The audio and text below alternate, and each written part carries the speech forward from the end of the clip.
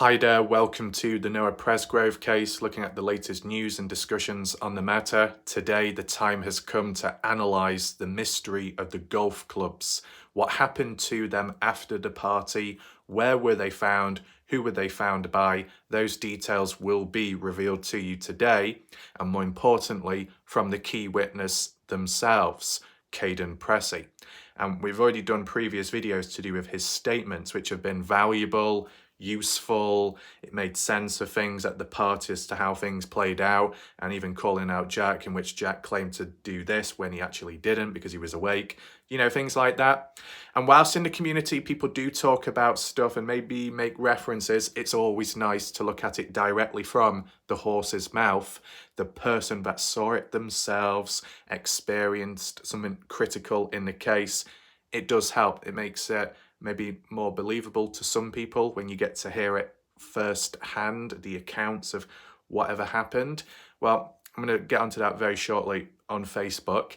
And then after that, I can do a bit of, a demonstration like what I've done previously, kind of creative when it comes to the golf clubs, because it just so happens that I've got a golf bag with me with some clubs within. A bit miniature, but for good reason, because it will work with what I'm going to do afterwards.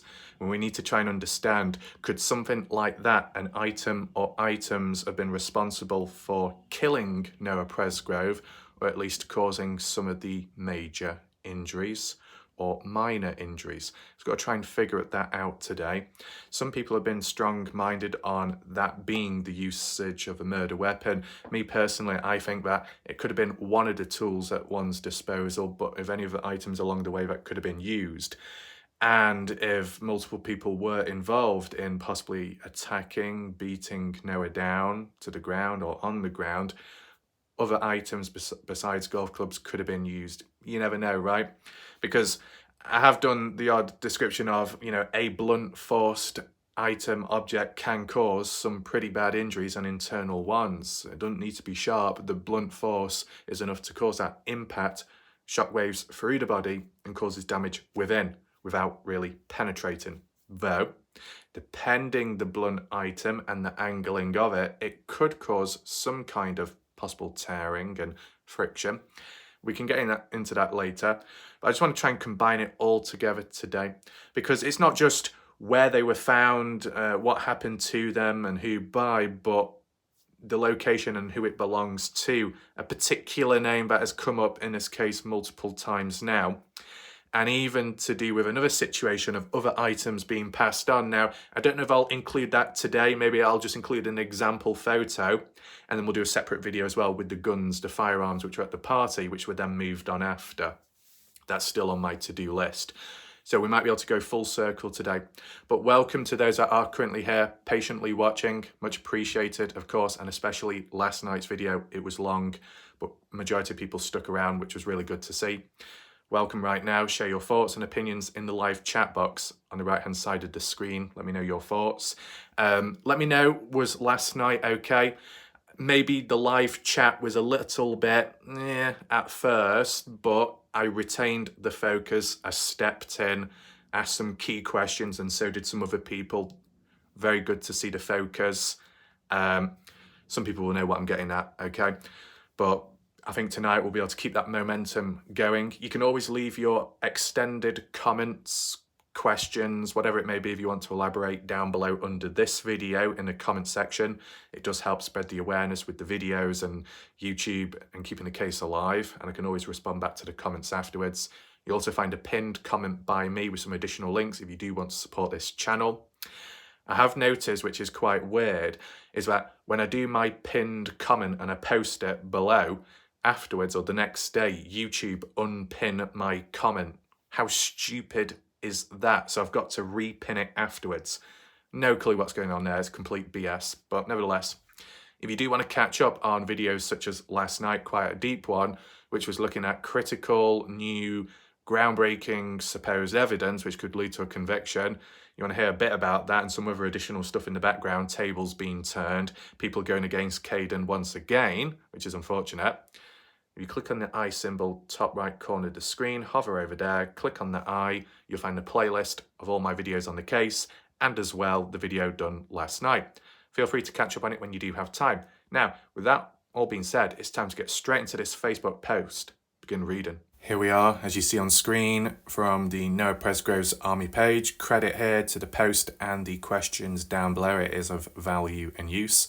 Steve Baker posted 8th of June asking, so were the golf clubs found in the bed of Noah's truck, as Stevie Howard says? We all know Noah left his truck at home Sunday, so the clubs should have been found there. And then down below appears to be screenshot text message which shows Stevie Howard responding, which is kind of interesting. It's probably safe to say that not everybody looks up to Stevie Howard or trust in her because of how she's acted, what she said, being rude at times and suspicious as well, bit of threatening language. It's not a good look, of course. You've got contradictions as well. Is there anything to acknowledge here? The bit about Noah's truck at his place of living Sunday, well, that will make sense because basically when Noah went to the party beginning Saturday, he drove down himself in his own vehicle and he left late Saturday night going into the early hours of Sunday morning, making it back to his place of living, which would have been a 42 or 44 mile drive north. I think Duncan, if I'm correct in saying, over in that direction.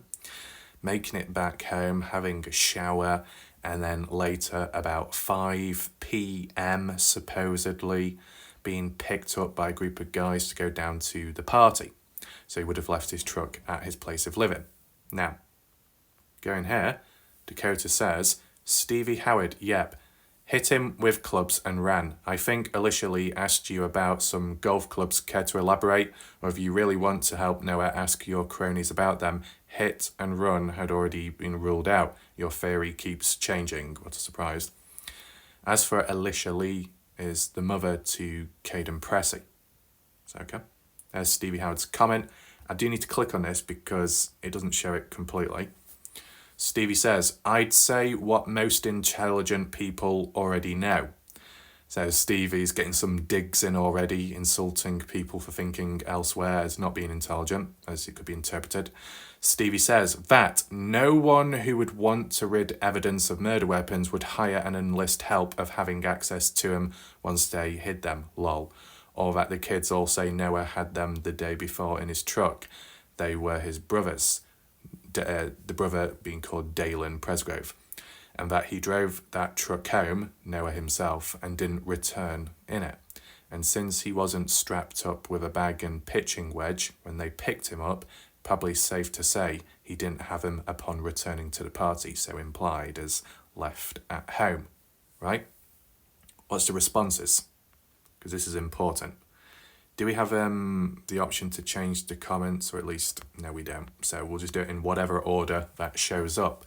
And of course, first of all, key individual, the key witness, Kaden Pressy, says, Stevie Howard, excuse me, Mom, but you're not telling the truth. Again, with the Pinocchio emoji, saying liar. Noah Presgrove brought the golf clubs and bag Saturday, and we hit crap with them all day Saturday and Sunday. I watched him take them out of his Bronco and not put them back before he left Saturday. So he didn't put them back before he left, so that implies they were left at the party house. So by the time he came back Sunday, they were still there, if I'm correct in saying, based off how it's worded here. In terms of hitting crap with them all day, I mean, you got a golf club, you could be smacking balls about across the grass, the field. You could be hitting items which could smash and break. Or you could have like a glass bottle and you could break that with a golf club possibly. I mean, yeah, hitting all kinds of things. You see it online on YouTube where people do slow motion and they use items such as golf clubs, etc. So nothing odd going on there, just simply messing about. As for the condition of the golf clubs, I don't know if it will be mentioned here, but I think it might have been mentioned in my live chat not long ago, but they were saying how one of the golf clubs had a dent within it. Now, When thinking about that, if there was a dent within one of the golf clubs, does that mean that that one golf club was one of the murder weapons used against Noah? So if they used it on Noah's head, whacked him hard, and that force caused it to like wrap around, but not literally, and that's causing damage to the golf club. You remember that? But now, after reading what Kaden Pressy says here about using those golf clubs and hitting crap with them all day, Kaden doesn't exactly elaborate as to what they hit. So they used the golf clubs to hit what? Did they hit a brick? Could they have used the golf clubs against a hard object or surface, which ended up causing damage to one of the clubs, hence why it was dented? I think there could be a possible link there. So a damaged golf club doesn't directly imply that that was the one used against Noah, but it could have been used at the party when breaking things, which is in a way, a harmless activity, right? Providing, you don't break something and then it gets in your eye or any health and safety, but you would be really thinking about all the health and safety when you're just having fun at a party, right? So it's interesting what Kaden says here, highlighting that Stevie Howard lying again, and that the golf clubs used Saturday and Sunday, so they remained at the party from the looks of it. Let's just see what the responses are, if there's any additional questions. Stevie Howard, you should be ashamed of yourself in the fact that you are coming on here and telling lie after lie. The mask is slipping. Inconsistencies. Oh, Dusty did originally ask 1 month ago, and how would she know? Again, she wasn't there at the party. True. She keeps trying to discredit anyone speaking against her theory, but the fact is her information is coming in second hand. Great job calling it out. And speaking of second-hand information or supposed information, you could say Sarah Long is in that position too. From what Jack told me, from what he said, I think this was what he said. If it's not from the horse's mouth, it is a bit harder to believe. But as an example here, with what Kaden Pressy says, it's of more value because he's telling it from his side, from his point of view. He was a party goer, he was at the party, he was around Noah, he did interact with him and even participate in using those clubs. So he'd have an idea of what the clubs looked like, how they felt, the condition they were in, what they were used for, where were they exactly. It's more understandable, believable, if you get what I'm saying. What else do we have? Where did you and others use these golf clubs? In the field, by the house, by the river, etc.? What did they look like? What colour was the bag? Can you describe them? Stevie Howard came on in a month ago, responding back to Kaden Pressy saying, well, again, I wasn't there, so just have to take what other kids say. Those are called eyewitness accounts, Kaden, and they're just as important as your own. Could be wrong, as could yours. You see how you can respond to people without calling people names if you have a different account, like calling people liars. Interesting how Stevie talks about how you can respond to people without calling people names, such as like insult names, and yet Stevie Howard has been insulting people in the background, as we've seen, with lack of intelligence or that, people with special needs and not being able to understand this or that. A bit random, right? A bit hypocritical. Stevie says, either way, I stand by the fact I doubt anyone in their right mind would ask others to handle any murder weapon after hiding them. And again, seeing how he was not beaten with any, and that LE have stated they already know this for a fact, it really is insignificant in relation to Noah's death anyway. Really? I mean, it was ruled out as hit and run was ruled out. As for a beating, was that directly ruled out? Well, it was just treated as a suspicious death. From what Caleb Newton, the father of Jack Newton, said was he was told by the police that hit and run was ruled out and a beating was ruled out as well.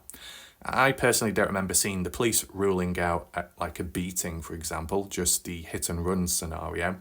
Yet Stevie Howard, despite what maybe authorities or certain experts have said, Stevie Howard is somewhat persistent on the idea that there was a hit and run. So why would Stevie Howard be so passionate about that? so passionate that maybe one is blinded by the truth, or at least common sense, due to the certain injuries sustained to Noah at the time? Or is it because Stevie Howard is just trying hard to convince and persuade others to think differently as a form of misdirection? You never know, right? But it's interesting how Stevie Howard talks about saying, I wasn't there, I'm just taking from what the other kids say. And, that it's important, like your own, but could be wrong, as could yours. But what would the point of Kaden Pressy, being wrong? If he's saying what he saw, then that should be the truth. And granted, you can always put that argument in from the skeptical people, not from what I say, but from what others who could say, you know what, yeah, but someone could tell a false story or slightly alter it so it suits them more.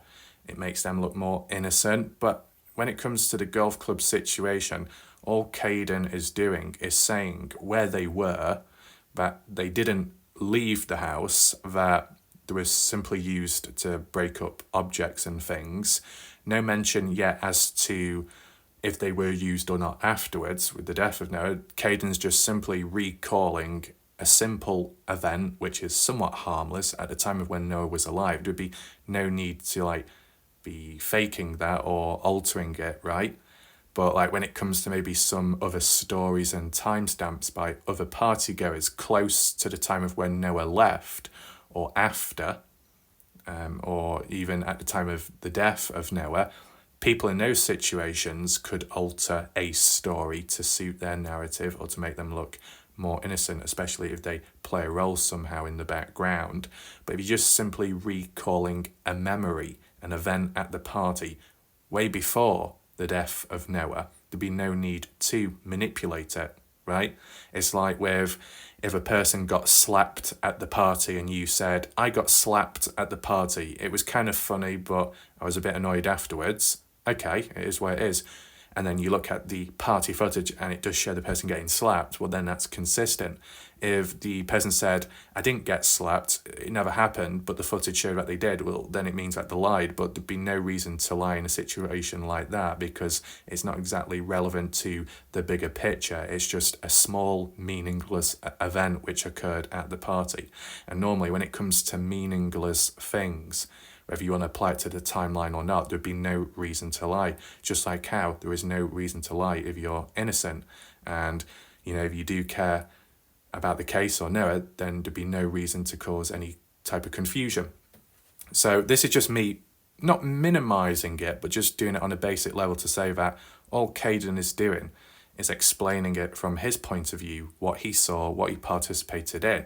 And even though Stevie Howard could discredit Kaden, and Stevie Howard is getting second-hand information, at least Kaden himself first-hand is providing it from his point of view, whereas Stevie Howard is providing it second-hand from what others have said. But from what the others have said, why aren't they come forwards?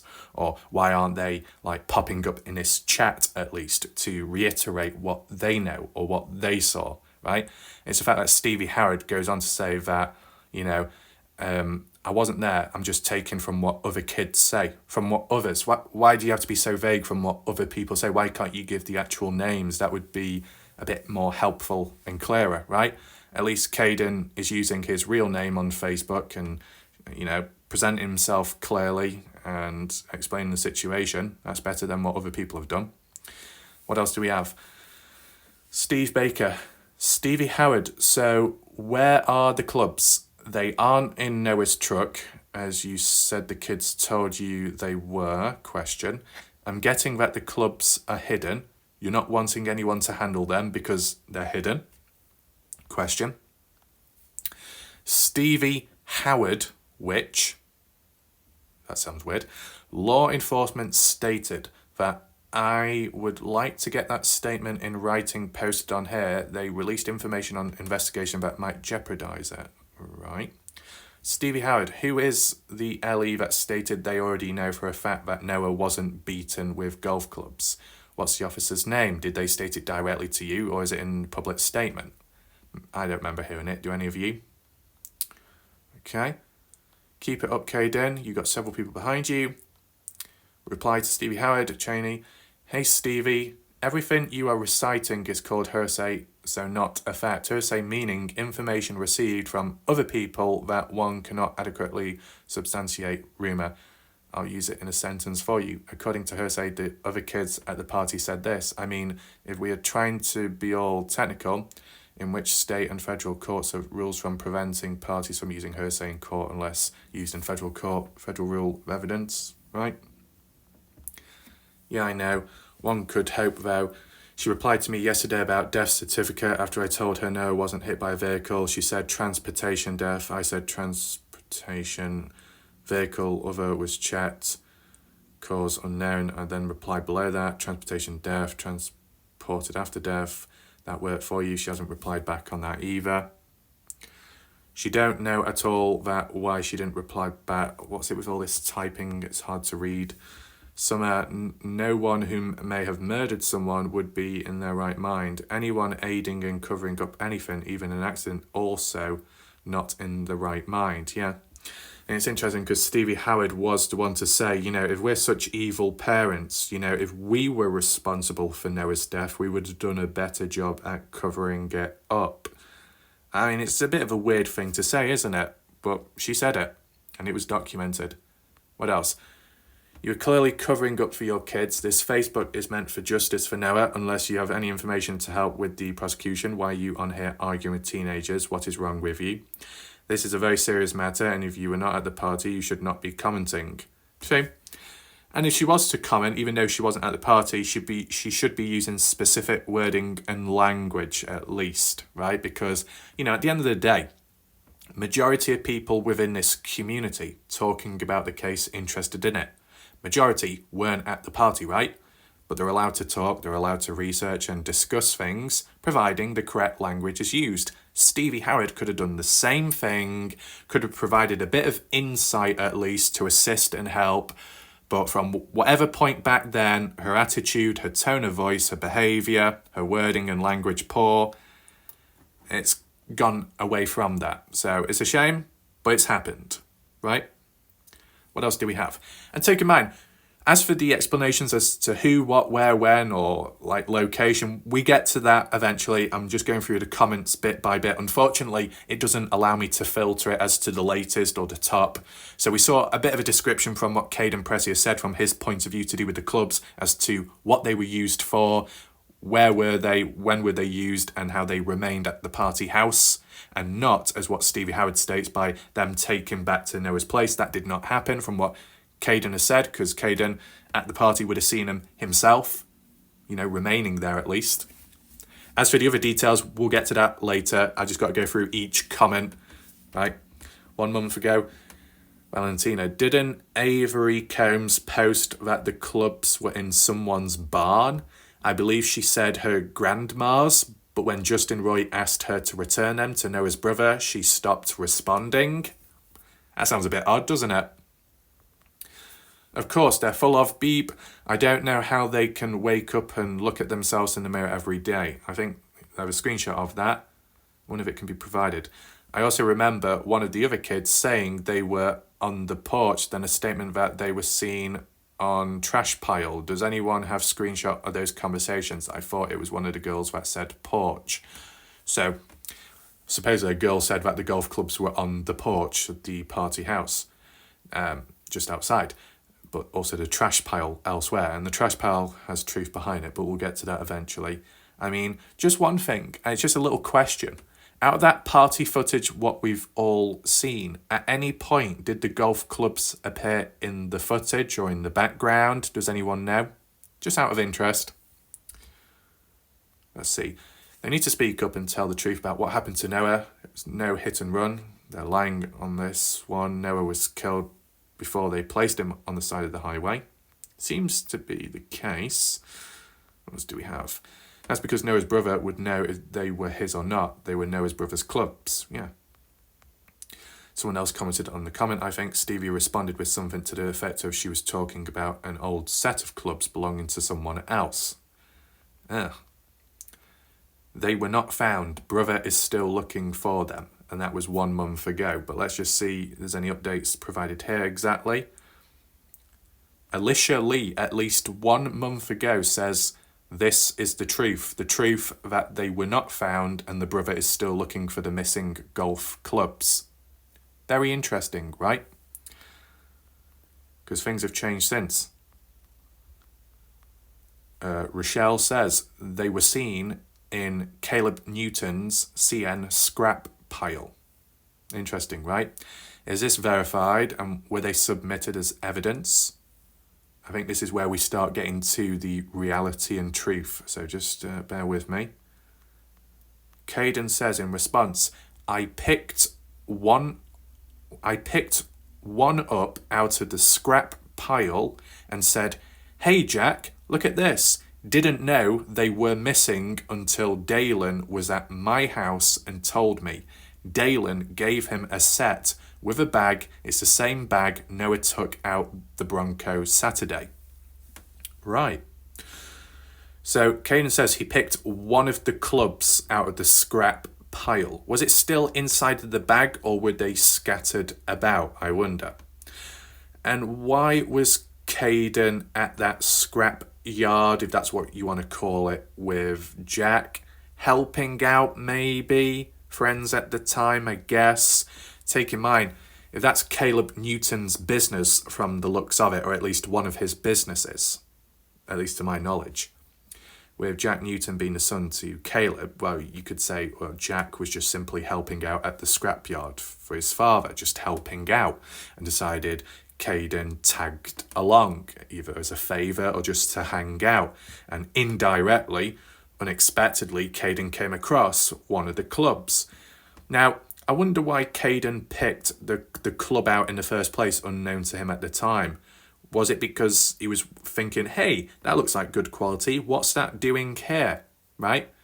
I mean, you know, when you go on a walk, or if you are going around a dump or a tip, you could come across an item of interest, not of suspicion or tied with any case, but you know when something catches your eye and you pick out and you think, oh, this looks like good quality, who would throw this away? Was that going through Kaden's mind at the time? Or was it directly locking on and saying, hey, they're Dalen's, unknown to him at the time? Or at least not worded like that, in the mindset of Kaden, oh, they look very similar to what was used at the party, what I interacted with and Noah. What are they doing here? But as Kaden said, he didn't know at the time that they were missing until Dalen was at my house and told me. Dalen gave him a set. Right. Okay, look at this. So we're saying that Kaden went to the scrapyard at some point, came across the clubs and picked one of them up at least, pointed it out to Jack, and then what? Placed it down, left it there, didn't think much of it. And then after, because as Ken said, he didn't know that they were missing until Dalen, so I'm assuming later, was at Kaden's house and then told him the situation. That Dalen gave Noah the set of clubs along with the bag, and that same bag with the clubs were seen at the party and used by the likes of Kaden and Noah Saturday, Sunday. So upon hearing that, what did Kaden do then? Did Kaden respond back to Dalen saying, oh, well, I just remember seeing clubs at the scrapyard of Caleb Newton's business. What transpired from there, though, right? Maybe that's explained further on, but I just wanted to ask that question, and I'm just working out on the spot the order of how things would have played out. This thread. Now, there might be some other comments out of sync, but it wouldn't allow me to arrange them, but there are multiple comment threads, so maybe Kaden has responded further elsewhere. We look for it all just so we don't miss out on anything. Steve Baker, since they weren't in Noah's truck, let's look at the beginning of her comment. Would hire or enlist help of having access to them once they hid them? Remember her saying that a body would not be found? Yeah, I remember that. I just made reference. But this is the thing. Why would someone need to hire or enlist the help of having access to golf clubs? You can buy golf clubs. You don't have to rent them. That's a bit silly. I can understand if you was to rent an item and then use it in a murder case and then you got to return it back. That is a bit dodgy.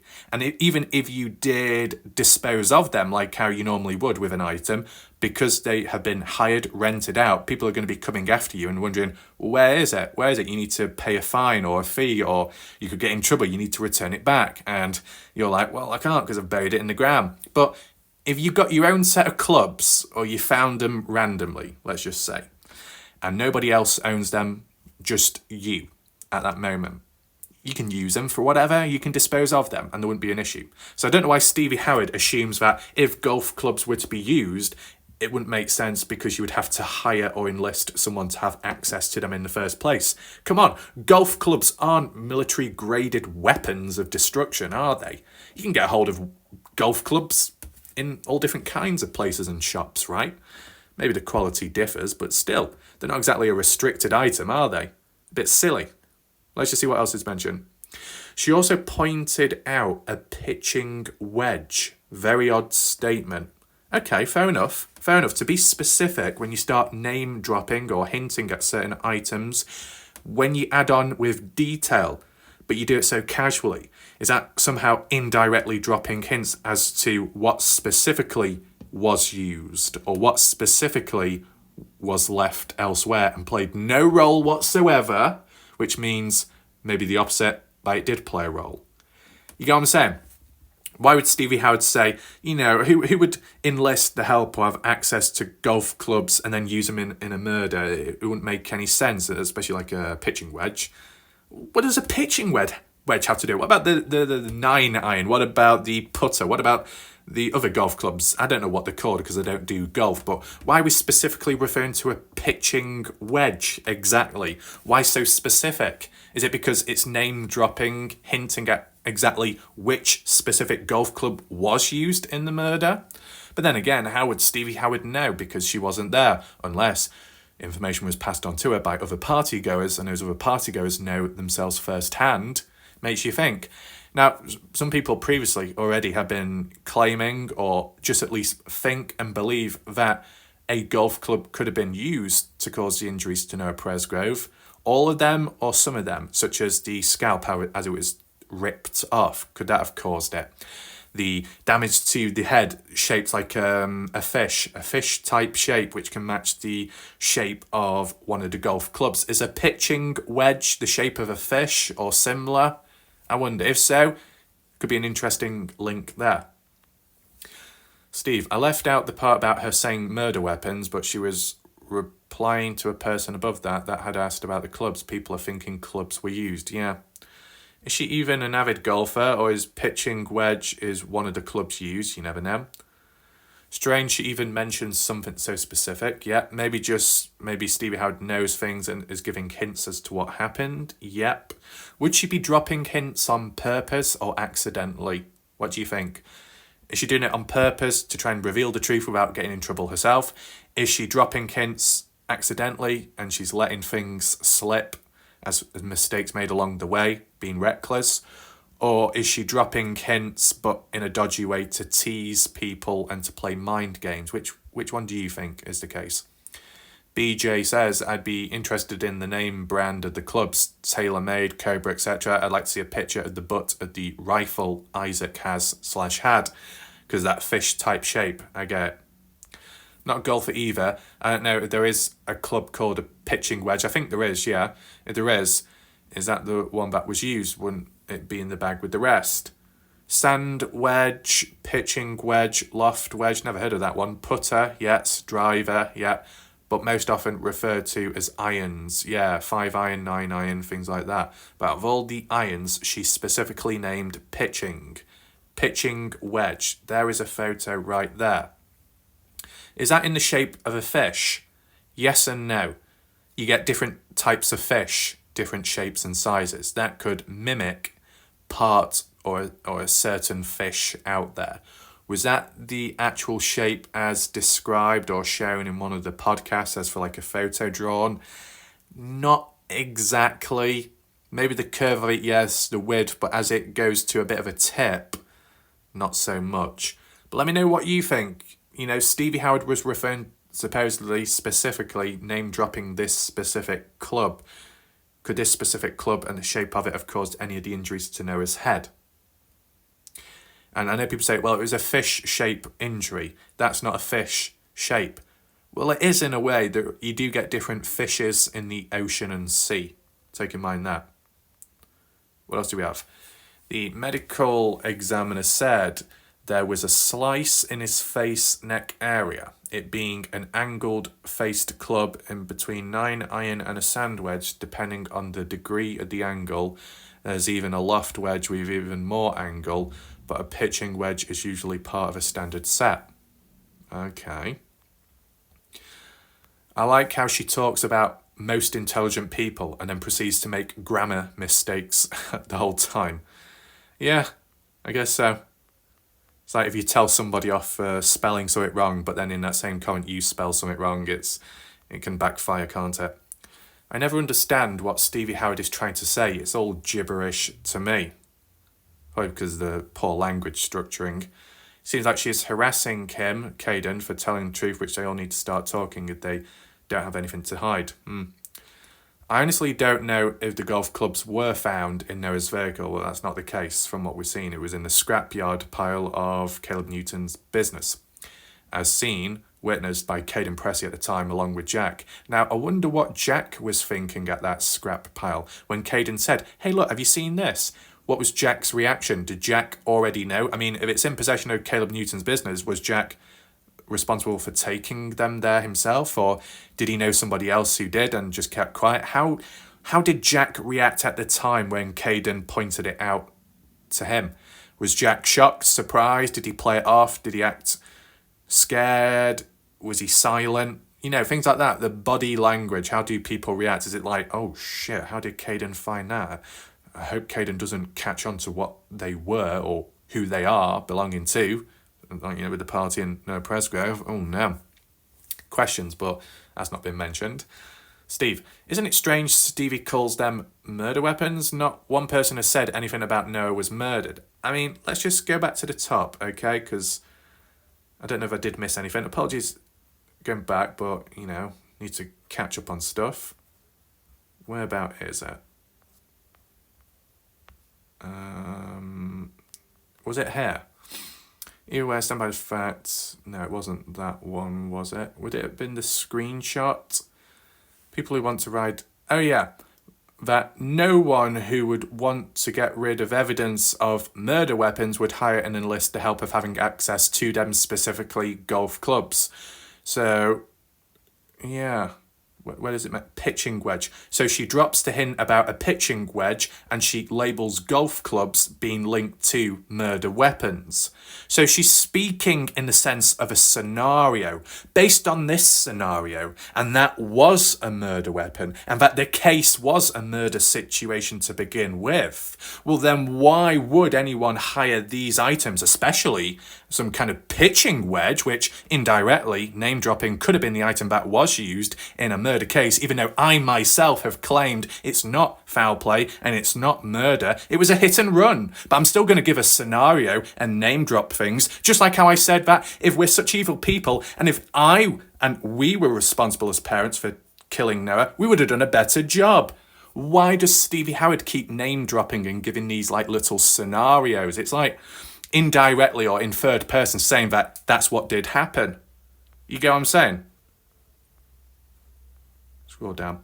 Now, just as a heads up, it's a bit random. Apologies if you do hear any sounds in the background. I think there's a bit of a pisshead next door, complete prat singing. And their singing is terrible. But let's just try and focus on with this once again.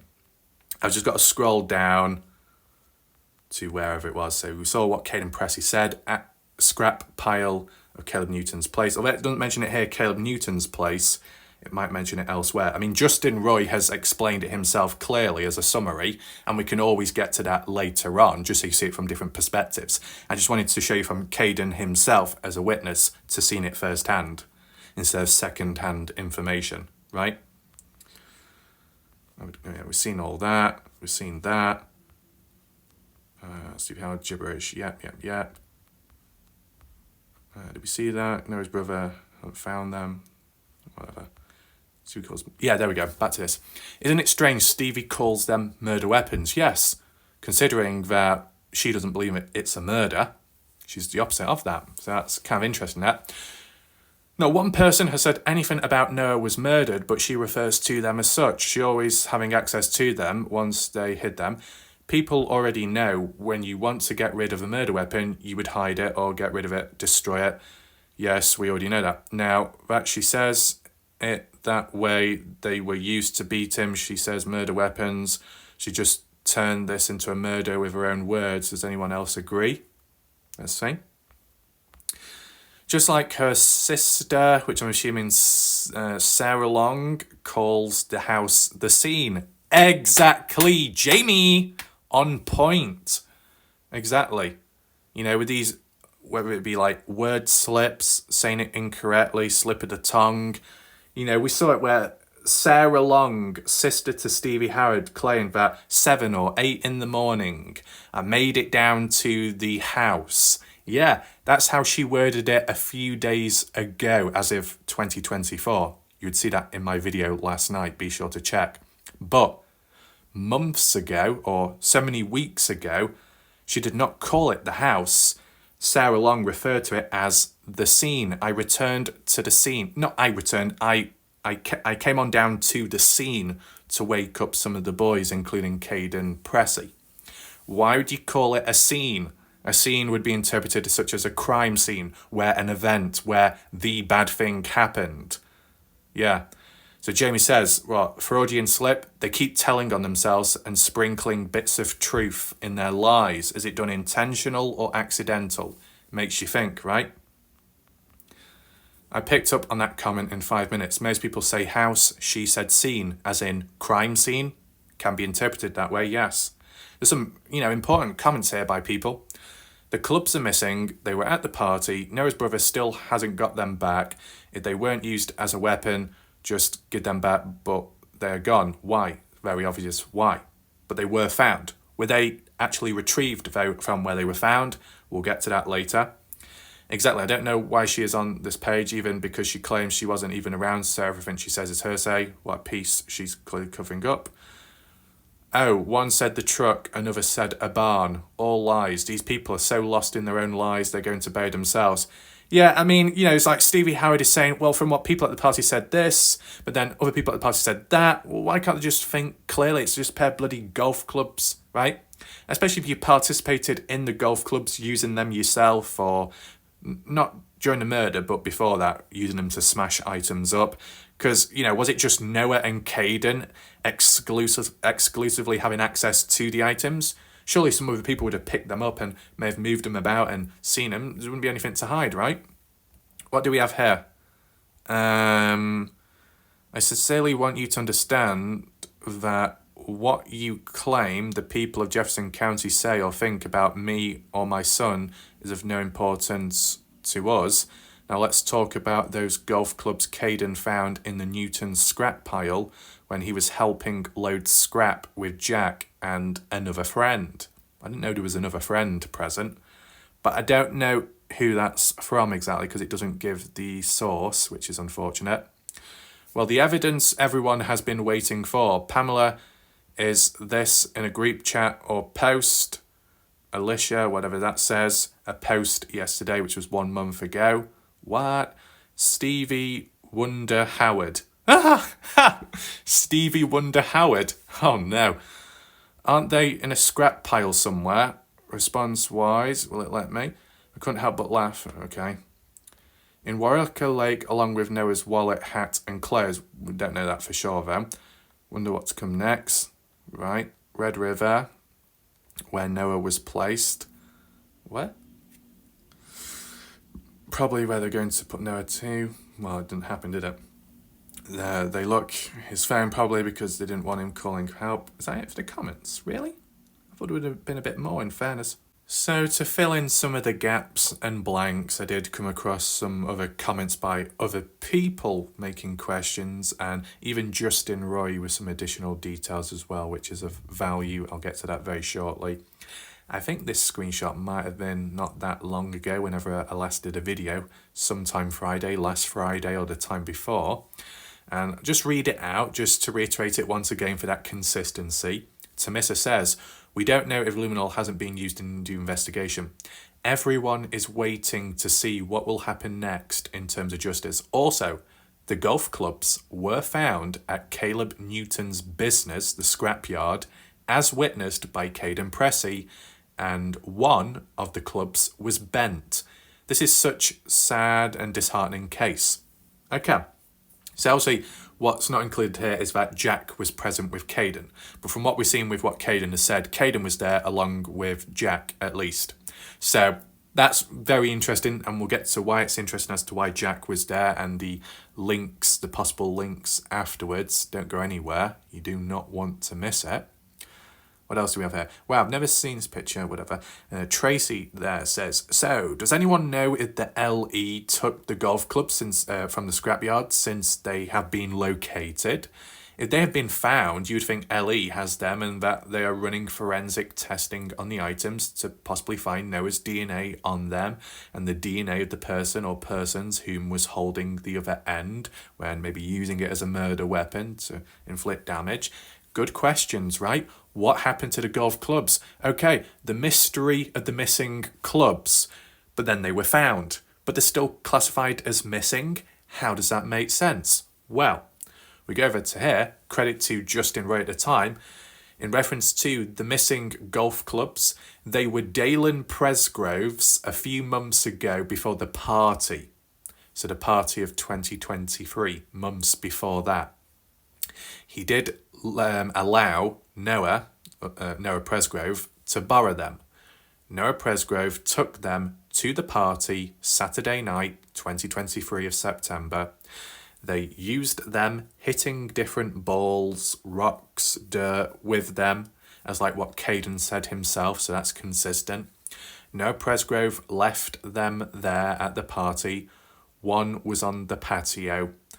So that was basically when, I guess, Noah left on the Saturday, came back on the Sunday, but the clubs remained at the party house, as it's been worded. They were seen on Sunday by multiple people. Okay. Now they're all missing all of a sudden. Kaden saw some golf clubs in the junk pile at the Newton Plumbing scrapyard back in November. Now they're all gone. Very weird. And honestly, hopefully they pop up because Dalen wants them back and it would clear a lot of theories.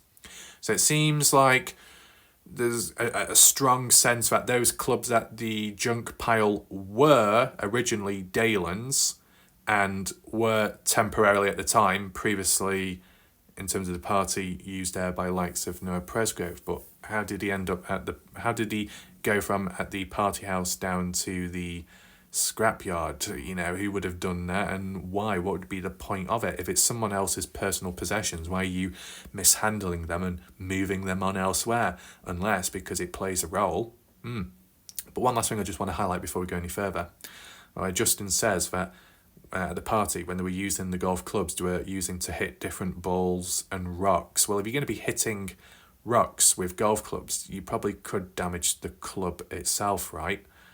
You know, major damage or just a little bit. Is that what caused that dent in the club, like how it's mentioned here? Was it? Yeah, one was bent. Or someone said there was a dent in it. Either way, with some form of damage sustained, as Kaden witnessed himself. Were those golf clubs damaged? Was that one particular one dented at the time of the house party when they were using them to break items? Because if so, then it would seem less suspicious. If they were still in good condition, though, at that moment, but then fast forward onwards during the party when Noah was supposedly leaving and supposedly murdered, and if supposedly one of those clubs was used, that could have been the reason as to why the club was damaged. And then that would be a motive and a reason to get rid of them completely because they've been used for something bad. We need to move them on, right? If there's any kind of like illegal or dangerous activity which could get you in trouble, that could be a reason as to why you'd have a motive to get rid of whatever that has been used or caught up in incriminating evidence, such as with the supposed factory reset of phones by some of the partygoers at the party house, deleting content, deleting media. Why? Because it's incriminating within the Noah Presgrove case, maybe. or just separately because of breaking those social host laws and underage drinking when you're not supposed to. And if there's footage of you drinking and participating like that, you're going to get rid of it, aren't you? But then granted, that other party footage compilation video, what we saw, they were drinking in the background, you saw the bottles, so still that's incriminating enough, I guess, but no action's been taken. So then you could counter and say, well, if there's footage out there still, okay, and it's public, you can see them drinking, or it can be interpreted as that because there's bottles in the background, then why would the partygoers have to delete anything when this footage is already public? Maybe it's other activities, or at least at the time, they were hoping to cleanse it all so nothing would get out or be leaked. But, things can be archived along the way. And in terms of that party footage compilation video, what we saw originally on Daily Mail, and then it's spread about since, who compiled that video together, right? Because isn't it separate videos but edited into one piece, but not exactly in the right order? So was it just collected as like archives, scattered about, remnants of whatever remained from the party footage, and then pieced together? Now you hear that talk about footage of the shower, footage of Avery Combs, Carter Combs arguing on the front porch, footage of the ATV flipping over. How come those specific events are not publicly viewable, right? Shower, why is that not publicly viewable? Because it's indiscreet, is that what you call it? Not discreet, because the person's unclothed and it's a bit inappropriate. But if it's some kind of evidence archive, part of the timeline, and if it's not like for legal reasons, then, why is it not out there? Because some people have claimed to have seen it. And, some people could twist it and say, why are people so fixated on wanting to see a shower video? What the hell's wrong with you? I mean, of course, blur the necessary things out, blur it out, of course, but it's to get an idea of, did the shower actually happen, yes or no? Is there a footage of it, yes or no? Well, if so, is it possible to view, or even a screenshot, just so it proves that the shower did happen? Just to reinforce points, because we've not heard Kaden say that Noah had a shower, because Kaden would have been asleep. So, it's limited to what Kaden can say based off what he saw, and at the time of when he was awake. You can't blame him. But clearly, there are many other partygoers that were awake and would have seen things happening, but they're not exactly trustworthy or reliable. So the next best thing you do have, or the best thing you do have, is actual hard evidence, which would be video footage. But will that ever come out? I don't know. Some people claim to have seen it. And we're not talking about that secret hidden recording, which could be hidden because of legal reasons. We're just talking about the bloody party footage before Noah's death. Why is it not public? Was it deleted by people? Was it archived by some? Because I've not seen it myself, nor the ATV flipping over. If stuff like that could be presented, providing it doesn't harm the case, I think it would be very helpful in one's understanding, and I'm sure you would agree as well. But just to go back over what Justin Roy says here, that the golf clubs, as of the last discussion, are missing and they've not been refound. Okay? So, how would you word it? To the knowledge of some people, such as Kaden and other partygoers, they were unaware of the clubs being missing, but Dalen was full aware because he never got them back to begin with. And then later on, Kaden, when interacting with Dalen, was made aware that those clubs missing, and that Kaden, unaware before that, came across them from the looks of it. But ever since, they're no longer there. Is it 100% absolute certainty that those clubs at that scrapyard are definitely the clubs that were at the party, and they weren't identical or similar, that they are the clubs?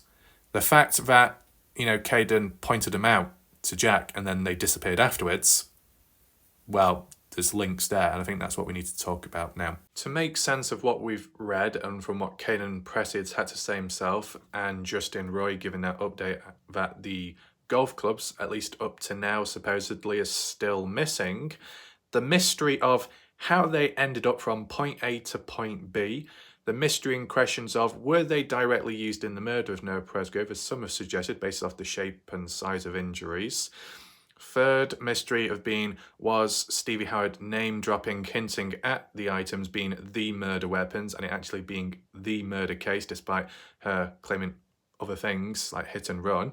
And the mystery of the business, Caleb Newton being involved yet again, is that the case? And Jack being present too. And the eventual mystery of, whilst they may have been found, finally they've gone missing again, if I'm correct in wording it like that.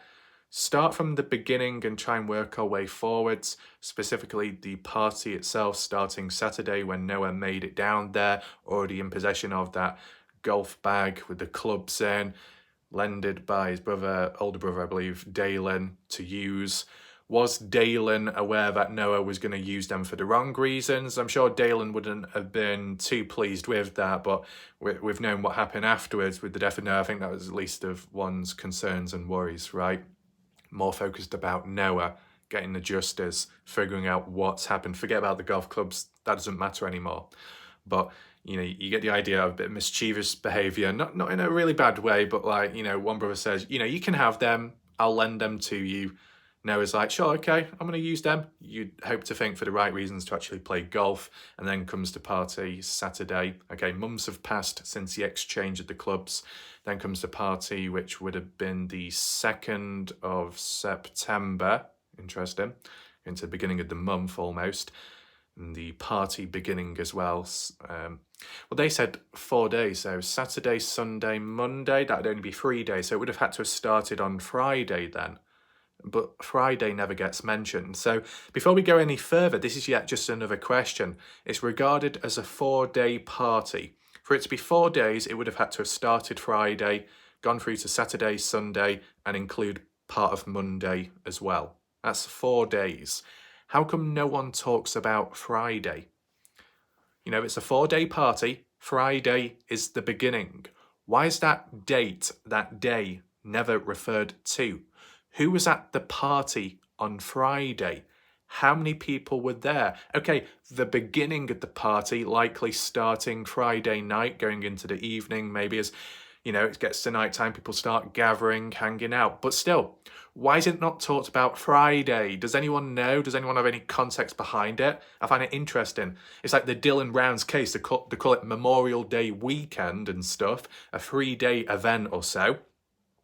Starts Friday, okay, Saturday and Sunday, Saturday being the main day of the death of Dylan Rounds, and then Sunday, what happened there? Searching about or disposing, etc. But then what about Friday? Friday being the last time he was seen by other people, locals, Montello, and doing late night farming on Friday night, then going into Saturday as it all unfolds.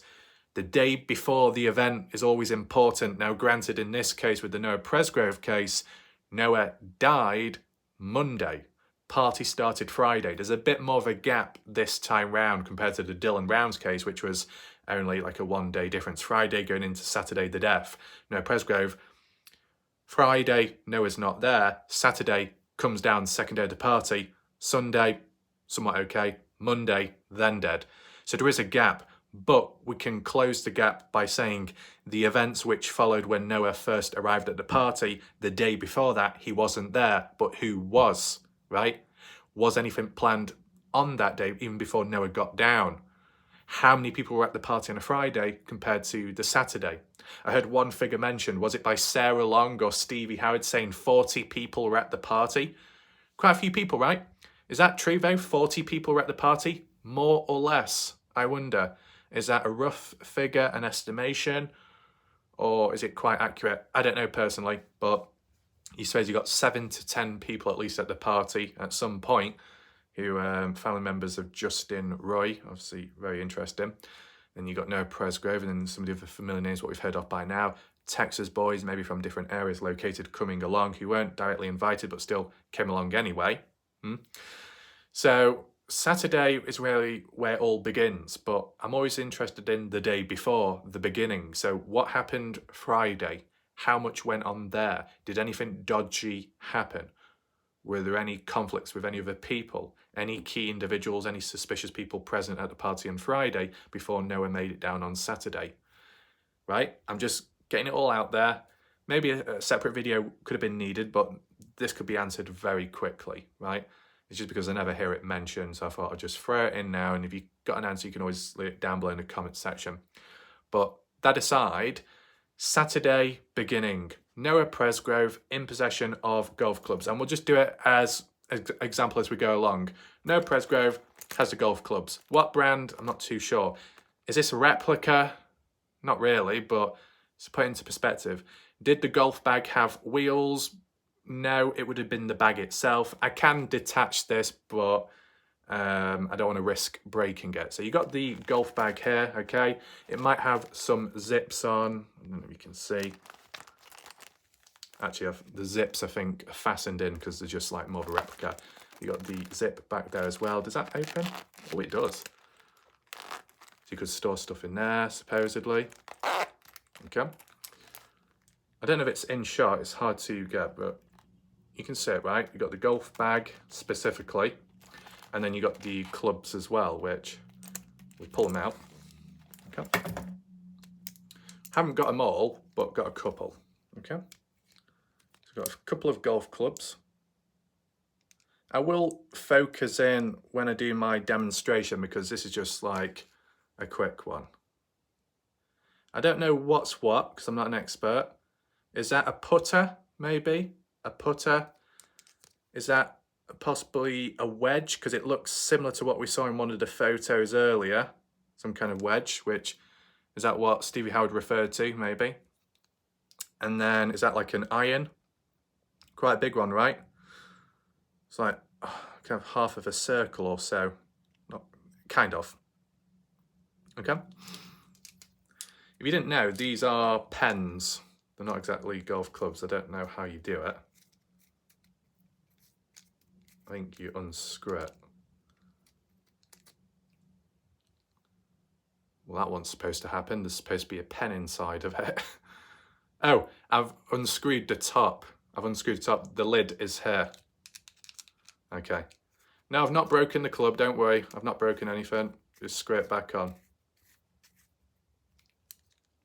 I can't get the... There we go.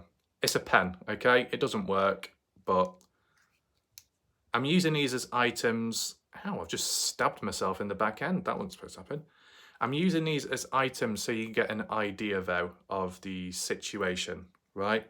Because sometimes props are needed to recreate the situation. You got Noah Presgrove attending the party with not the wheels, but the bag. The bag with a handful of clubs. Exactly how many, I'm not too sure. Was it the complete set? Maybe. But at least there was more than one club available. These would have been used, as described by Kaden, to be smashing items up at the party, being a bit reckless, may or may not have caused a bit of damage, chipping or dents to the clubs. Is that why when they were found at the scrap pile later onwards, one of which was damaged because they were damaged at the party? Just a time difference between how they ended up and people being aware or not aware at the time of when they were damaged, but then later made aware. Maybe. I'm kind of unsure about that, but yeah. Golf clubs at the party originally belonged to Kaden Pressy, but temporarily in the possession of Noah Presgrove, who's also at the party, using them with Kaden. Besides Kaden and Noah, did anybody else use the clubs? Yes or no? Don't remember hearing or seeing anything mentioned about that, but they did end up from place to place, the odd club on the patio, and then also seen on a Sunday. Stevie Howard not even present, coming on in saying, oh, well, you know, they were loaded onto the Bronco, or not offloaded, but remained loaded on the Bronco, and they would have been taken back when Noah left on the Saturday, when he had his own vehicle with him, which he used to transport the golf clubs and bag down in the first place. And going down back to his place of living, which is north, like 42 miles apart north from the party house. And then Sunday, at some point later on, being called by Jack, hey, come back to the party, you know, after that argument, okay? But Noah didn't use his own vehicle because it wasn't fit for purpose. It was somewhat damaged, oil filter or some oil leakage. So instead was picked up by other guys, and Noah with his... did he have his bag and his clubs? Well, that's what Stevie Howard states, but from what Kaden Pressy says, he was actually at the party, unlike Stevie, who wasn't at all. Kaden said the clubs remained at the party from Saturday to Sunday and were visibly present. But what about the golf clubs? What about the bag? Monday morning. You'd think they still probably would have remained at the party house unless they then disappeared Monday morning. There wasn't much mention about that. It kind of jumps a little bit from they're visibly seen from Saturday to Sunday. Kaden sees them with his own eyes. He interacts with them as well, along with Noah. The odd ones scattered about, okay, but then comes Monday morning. 3 in the morning, that's when Kaden is about to go to sleep, but notices that Jack is awake, even though Jack claimed to be asleep. A lie, but Jack's awake, and so are all the other partygoers. Noah as well, they're in the kitchen. Then after 3 in the morning, whatever happens, happens. Supposedly ATVs, supposedly a shower, supposedly footage which proves it, but we've not seen it publicly, which is very unfortunate. And then supposedly 3:30, 30 minutes after Kaden went to sleep, some kind of argument, and Noah ends up leaving, walking away. How far did he walk away? How far did he make it until something happened to him? Who knows? Cat and mouse, someone follow, go after him? Maybe.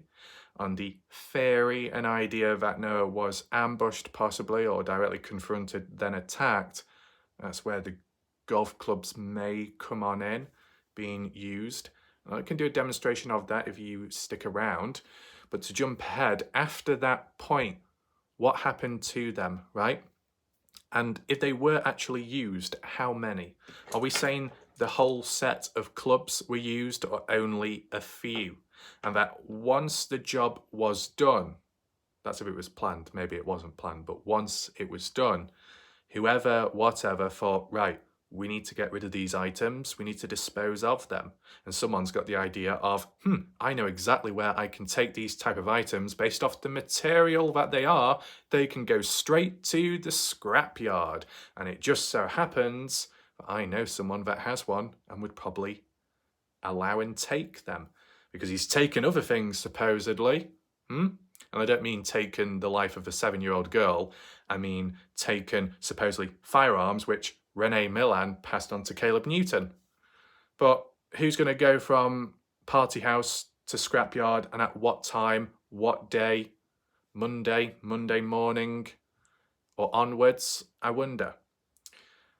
That's unknown of, but if you got the golf clubs from the party which were used and documented by the likes of Kaden in a harmless way.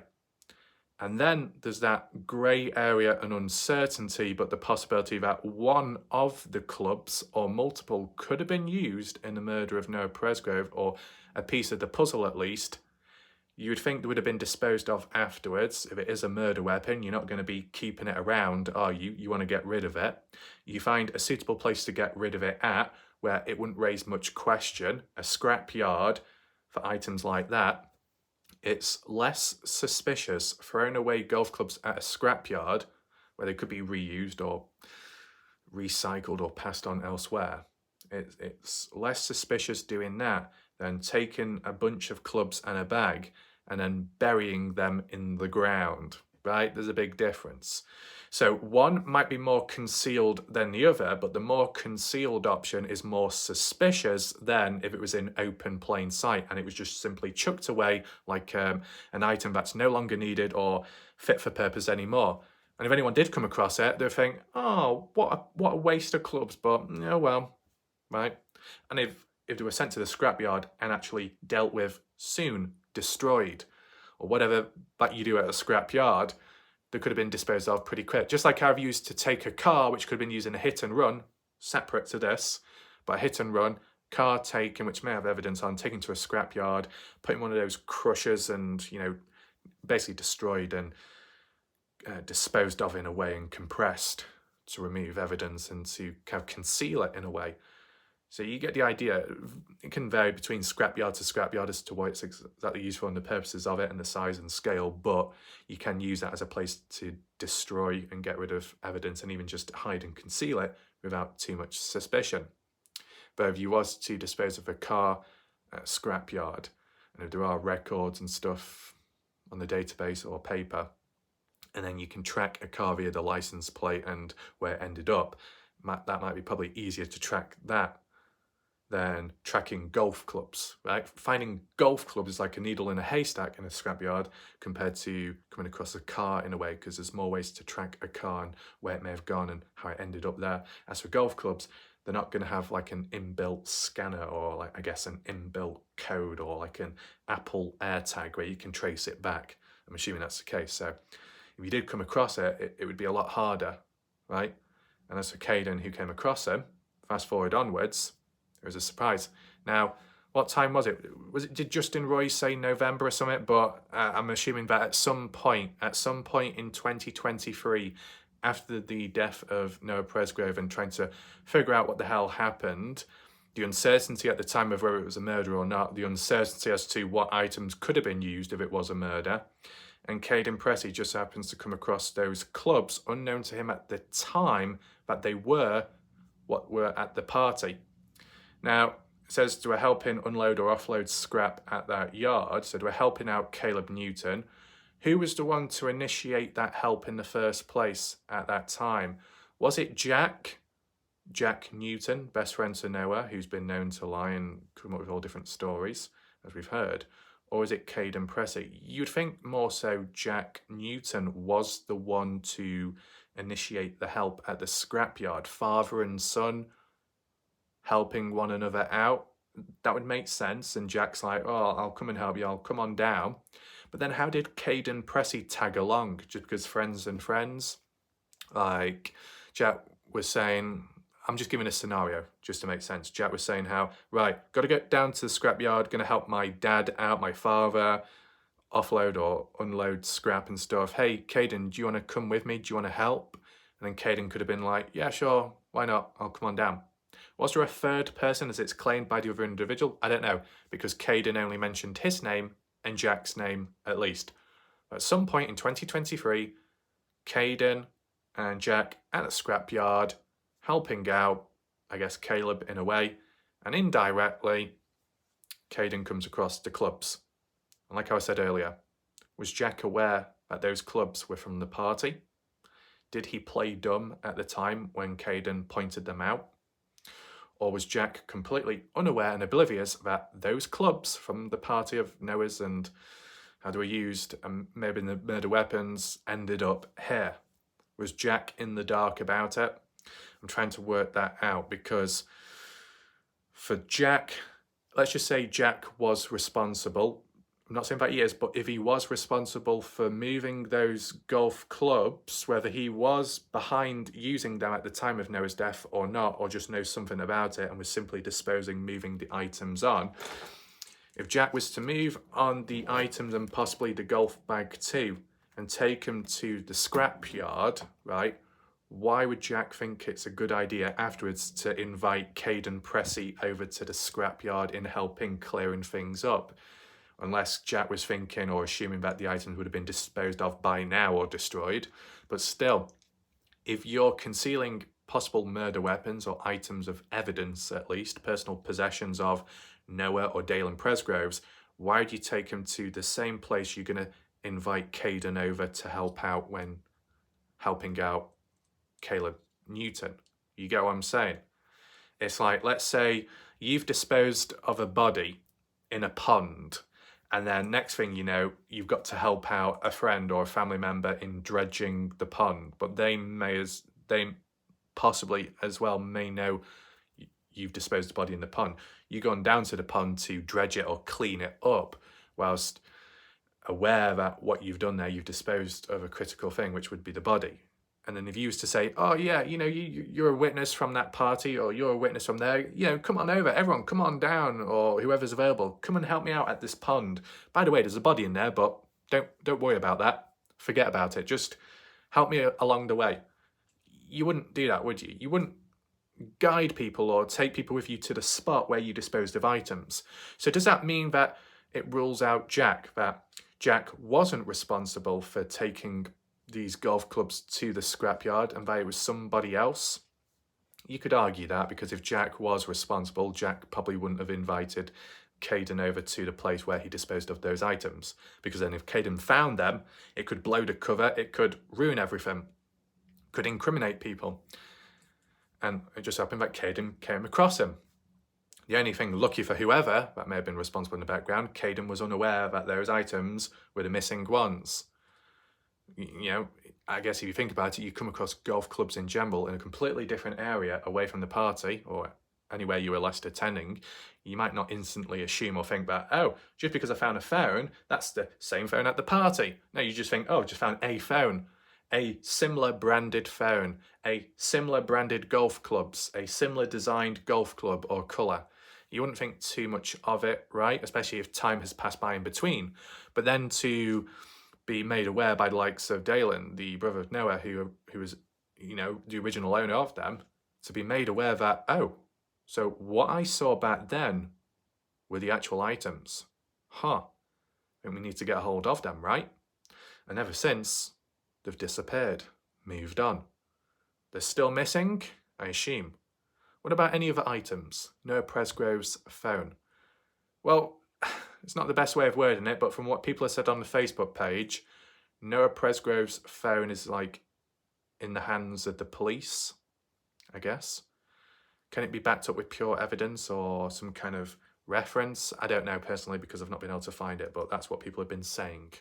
That might not sound good enough, but I'm just relaying, that's all. What about Noah Presgrove's hat? I don't know. Missing? Noah Presgrove's shirt, if he took one with him. I don't know about that. Noah Presgrove's chain. Some of it supposedly found on the highway next to his body. 3 pieces of chain. Is that enough to complete a full chain, which you could wear as a necklace or whatever you want to call it? I don't know. Unless other parts of the chain are missing. What about Jack Newton's hat? Someone that messed with it at the party. Where did that end up? Don't know. So there are a few items of interest, either to do with Noah or to do with other witnesses possibly, or persons of interest, that are missing to an extent. Will we ever know? Is there any updates? You can always leave it down below in the comment section. But as for the golf clubs, the best way of wording them are personal possessions, at the scene of the party, an item of opportunity of murder, a murder weapon, just like how we looked at that brick or breeze block, whatever you want to call it, which was on the ground, an item of opportunity. 1 minute it's there, next minute, maybe it's not. But it wasn't as clear to see because of that cracked windshield, which is a bit of annoying. But in terms of these golf clubs, 1 minute they're there, next they're not. But at what point did people detect or realise that they were no longer at the party, or no longer, or more so out of sight, right? Saturday, Sunday, they were visibly present from like how Kaden referenced. But what about Monday morning? How long did it take for those clubs to be moved away from the party and taken to that scrapyard? Did it all happen Monday, Tuesday, Wednesday, Thursday, Friday, a week or two later, months later? How quick? How long did it take for a person or some people to take these clubs and take them to Caleb Newton's scrapyard and place of work? How long did it take? What day did it happen? Now, that hasn't been given or explained, but if it was done as soon as possible, you could definitely say there was a sense of urgency to get rid as soon as possible. And besides the theme and pattern of missing items from the party, as suspicious as that may be, because if items have gone missing since the party, some of which could have been disposed of, you never know. So golf clubs disposed of, then found temporarily, and then gone missing again, disposed of once again, or for definitely destroyed once and for all after that, as we are skipping ahead a bit. And the side pattern, besides the disposing of this and that, which then made the items missing, would be maybe more personal items, objects, possessions owned by other partygoers and not Noah Presgrove, that just so happened to be moved on but not claimed as missing, right? So supposedly the ATV that was involved with Noah Presgrove at the party Saturday or Sunday, whenever it happened at night, when it flipped over, that just so happened to be sold on Facebook Marketplace, I believe. Do we have proof, evidence, screenshots of it? Unfortunately not. I tried looking, but I couldn't find it, okay? That's unfortunate, but just basing it off that it did happen, it was sold on, it was moved on, why would you need to do that? I mean, people can because it's just a personal choice, but it's the timing of it all, right? That's the revolving thing around this whole case. From then till now, the timing of when things are said, when things are done, when behaviour is shown, when events occur or supposedly do, when phones ping, it's the timing of it. Bad timing, poor timing. Like Stevie Howard on a smaller degree saying, if we were responsible, we would have disposed of the body a lot better. That's poor timing considering we're dealing with a case of a possible murder case, right? And someone being found on the side of a highway, possibly being disposed as well, and talking about a disposing situation and applying yourself in that scenario, that's poor timing, right? It's like if you were being questioned or you're within a case because you're a person of interest and you start making jokes, probably not the best time to be doing so because it could make you look more guilty than what you are. So there's a time and place for everything, right? So in terms of personal items or possessions which may or may not have been used at the party but at least were present, such as the ATV, which was actually used, well, supposedly was, by the likes of Noah. Was it last used by Noah? Maybe. As for the conditions of it, I mean, Jack said it wasn't damaged, it was all right. So if it's not broke, does it need to be fixed? Well, obviously not. Does it need to be sold, though? I mean, if you've got no use for it anymore, then maybe. If it was completely scrapped and damaged and it was like a write-off, then you probably would get rid of it somehow. Probably not sell it, though, because who would actually buy it? You probably more so scrap it. So forget about that. But it's just the timing of it. Last person to use it, supposedly. Last significant event was Noah. Could be interpreted as an accident or more so an incident because of no damage, as described by Jack, or it could be a cover-up as that was the last time it was used and that was what finished Noah off or killed him outright, as what some people claim. But you can link it how, the victim, the individual in this whole case, Noah, last used it supposedly, kind of to do with the party, and then after that, it was sold on the next day, Monday, the death of Noah Presgrove. Is that 100% certain? It was sold, sold on a Monday. Well, that's how it's been worded, right? And based off that, the timing is dodgy. Why would you be wanting to get rid of items so quickly just after hearing the news of the death of your best friend? It's like you're trying to move things on as soon as possible and get rid of stuff as soon as possible before the case starts opening up and people being questioned and things being searched, right? I mean, if people said, well, this whole scenario of selling stuff online on Facebook is a load of bollocks and BS, well, then we can rule it out. But I'm just, from what I've heard of and basing it off this pattern I'm trying to establish, if you've got personal items and are being sold on or removed by choice, and Noah may have participated with them or in the presence of them, may have used them, and someone else is getting rid of them because it's their own stuff, and the timing of it occurring with the death of Noah, it's like, are you getting rid of evidence? Are you destroying it? Are you passing it on elsewhere in a kind of non-suspicious way? But in terms of the timing, that can be considered suspicious, right? But then when you link it in with the pattern of the golf clubs not even belonging to the other party goers, not really even belonging to Noah Presgrove, but he's the second in line of owning them in a way temporarily. What gives anyone the right to move them on, to get rid of them, right? If people were made somewhat aware that these clubs are Noah's, or it was interpreted like that, would the conversation have come up at any point at the party where Noah said, hey, these are my brothers, so be careful with them? I don't know if that would have come up in discussion, but if people would have at least seen Noah with these, taken them down to the party, they would have assumed that, oh, they're Noah's. Well, if you assume that they're Noah's, and then you hear about the death of Noah afterwards, and you're like, oh, what do we do with him? I mean, normally when someone may pass away and you're connected with them, however, and it comes to those personal possessions, people aren't always able to cope or, move on that quick or dispose of items immediately. Most people don't do that. Some people may hold on just a little bit at least, even if it's just a few days, maybe months, depending how impactful and emotional it is. So this could be considered an emotional attachment or item because it remembers you of Noah Presgrove because he was in possession of them at the time, assuming that they were his. Why would you get rid of them and, of all places, take them to a scrap yard? It's like you're scrapping the memories of your friend, and in other ways, scrapping the investigation in a way as for potential key evidence if they were used. But those people who are responsible for getting rid of these to the scrapyard obviously wouldn't care if they're the ones that may have used them on Noah, right? They don't care if it ruins the case or investigation. You get rid of them by any means with a form of success in covering up stuff, right? So Noah's body being the main piece of evidence, right, because of all the injuries and the body itself being found, and the person, the victim themselves, where everything begins when the analysis and the autopsy, although that was limited, or the ME took their time. Normally the body is always the high priority is for evidence, followed by maybe murder weapon and other items and what do you call it? Oh, I forgot there was a specific name for details of evidence. Artifacts. I think that was a reference to clothing and bits and bobs along the way.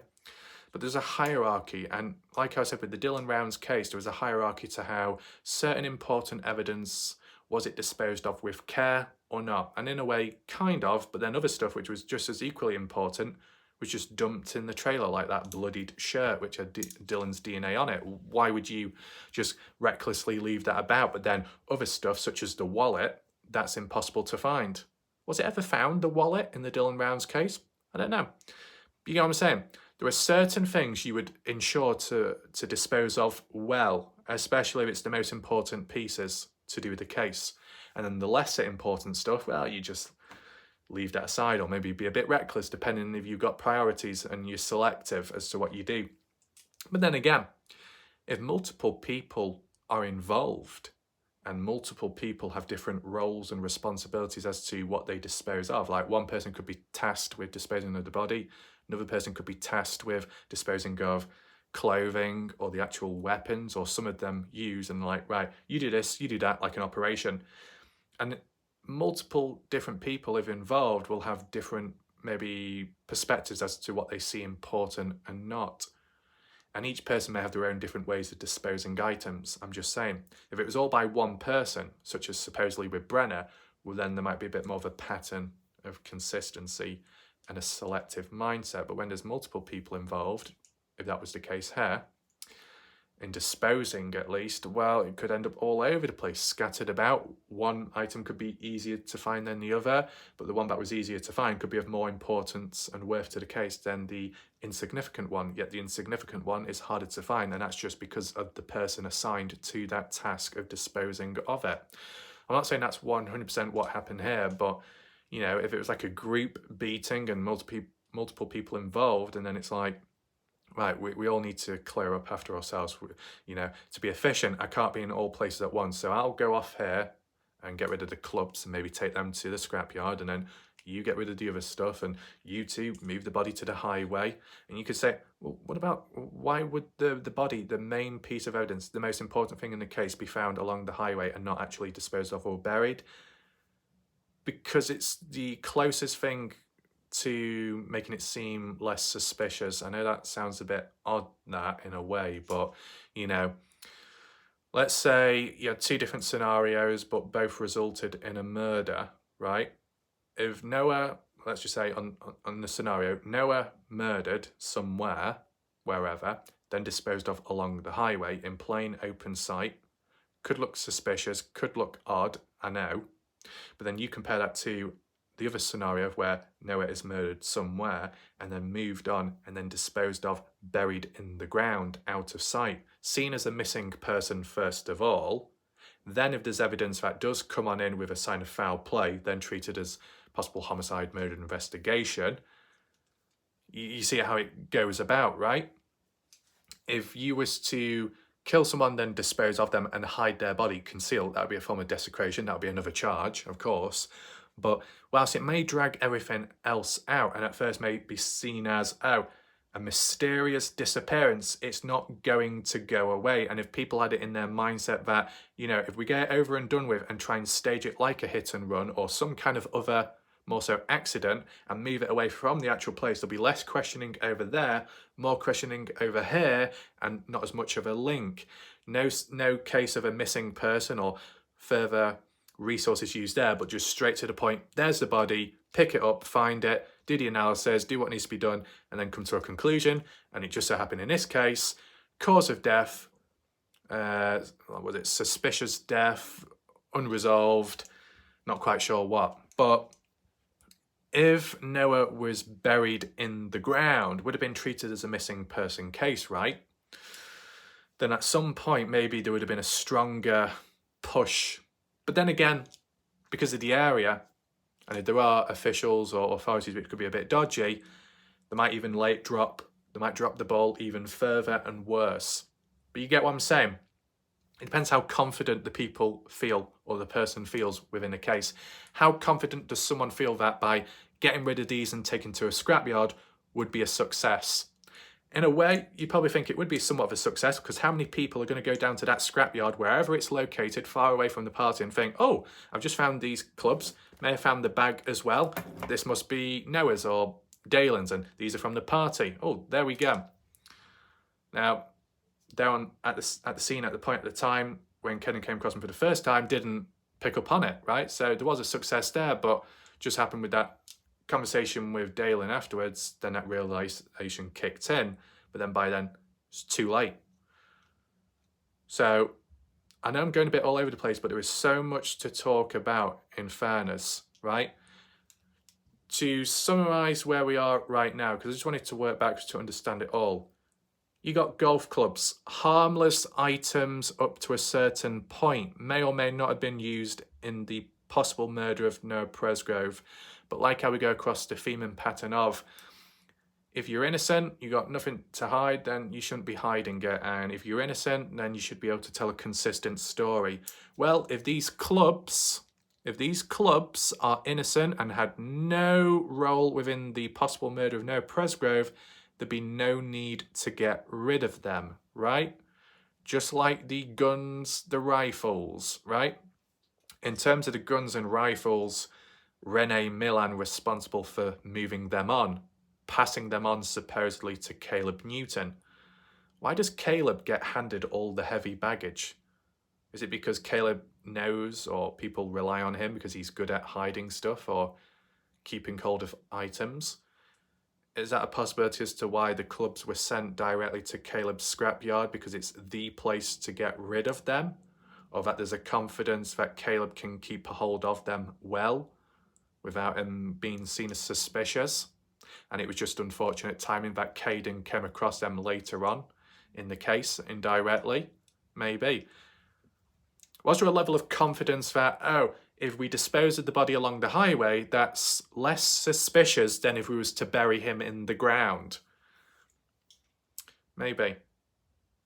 But on the basis that if the community is a little bit dodgy and corrupt, and that in this situation the police haven't gone further enough, or some have been reluctant up to a certain point, and if the partygoers or some of them felt or knew that, you know, we can do bad things, we can get away with it, we can get away with speeding tickets in the past, we can get away with drinking when we're not supposed to, and maybe much more, well then you probably would bury the body then, and that would ensure more success and prolong the case, right? Because I know this whole burying situation links not to the clubs, but indirectly it does in terms of how do you dispose of stuff? What's more important than the other? You'd say that Noah's body is more important as evidence than the possible murder weapons, because you could have some weapons, but how do they link to the body if you haven't got the body to analyse and check for injuries sustained? What you would do, you'd hope to come across the body first, analyse it, see the cause of death, if it was possible in the ideal situation, check the injuries as well, and then try and work backwards to the previous piece of evidence and whatnot you can find along the way. So that if you was able to do a report and say, well, there was damage, injury sustained to the head or the back of the head, near the cave-in or the torn scalp, in which there's a specific unique shape which could match like a fish, and then what other items match the shape of a fish, like something like a golf club, or part of it at least, like a little fish swimming along. Well, if it's a golf club, do we have that as an example to analyze to see if it links directly to this? We need to find the golf clubs, right? And in this situation, it was a lot harder to find golf clubs than it was to find the body, because the body is in plain open sight. Golf clubs are kind of tucked away and hidden in a completely different location, further away, and maybe that was done for good reason. So there are factors as to why a scrapyard could be an ideal place to get rid of these, right? And whilst, yes, they might have been moved on after that, that's because Kaden caught on to it and Jack was there to witness and hear it, because who else would have been there to hear or see Kaden's findings? But that's going a bit too far. Let's just dial it back a little bit. The factors as to why Noah's body would be along the highway to begin with. It's more obvious, it stands out, so it could be deemed less suspicious compared to if it was buried in the ground. In an ideal situation, if Noah's body was buried in the ground, it would be treated as a missing person case to begin with, which would then bring in, or normally encourage, more resources, different groups, cadaver dogs, you know, to sniff out stuff, the scent, the DNA and whatnot, and may find more than the situation of the investigation as of how it's dealt with now with Noah's body on the highway. And maybe there is that factor that no matter if he was on the highway, in the house, strapped up, hanging from a rope, or in the ground, it wouldn't make a difference if the authorities were incompetent or corrupt. It wouldn't have got that far anyway. But, you know, if we're talking about just a general situation, the factors of having a body out in the open, the investigation begins quicker. Could it be resolved quicker? Sometimes maybe. But if it's been staged and tampered with in between to suit a different narrative, and if there's a small chance of success, which kind of has been, in this case, at least to prolong it and delay it, it would be of benefit to those responsible, or a person responsible, a partygoer or someone else. But in contrast, if Noah was buried in the ground, of course, with a missing person case and all the resources bringing in, and the cadaver dogs, last known location, where he ended up, where he started off at, where he was last seen, there'd be a greater focus and intensity on that, because a missing person case can be looked at more intensified, and more resources are used to actually locate the body to begin with, and then the rest can be done, investigations to try and determine the cause of death and all of this and that. So an extra level, an extra layer of depth is required in order to solve a missing person case, in which then, if it's deemed as suspicious death, then can translate into a possible true crime case. You do get it where a missing person case is just a missing person case, and then if they are found, or if evidence is found along the way to suggest foul play, then it could turn into a homicide case. That's what it was with Dylan Rounds. So that extra layer and level of depth, providing authorities competent enough, which probably wasn't the case quite in Dylan Rounds, nor in this, but in the ideal world, more resources, more time, more depth, more findings, more likely to be searching last known place rather than the situation of Noah's body being on the highway. It seems like people would be more likely to work backwards to the last known point, or the starting point in a missing person case, than if a person was found on a highway. And I know you could put the argument across and say, it doesn't really matter, you should be tracing it back regardless. But depending on the mentality or the mindset in certain situations, you might be more likely to work backwards and trace your steps with a missing person case than a person that's just outright being found there and there on the scene. Because when they're found immediately, that's what you focus in on. But when it's a missing person case, you've got less to work with. And when you've got less to work with, you've got to start somewhere, which could be the last known place where they were seen. Any footprints, any traces, any DNA, any scent. So I think that would have yielded more results, or I would have hoped to have think like that, providing the LE weren't incompetent or corrupt. If in an ideal situation, like some other cases or most out there, you'd hope to think that a missing person case, although deeper and more mysterious and less evidence along the way, but there's a greater focus as for the starting point, which would have been needed in this case as for the party house, the starting point, the beginning of the end, right? I know that's deep. We're getting really deep, but it came to my mind on the spot.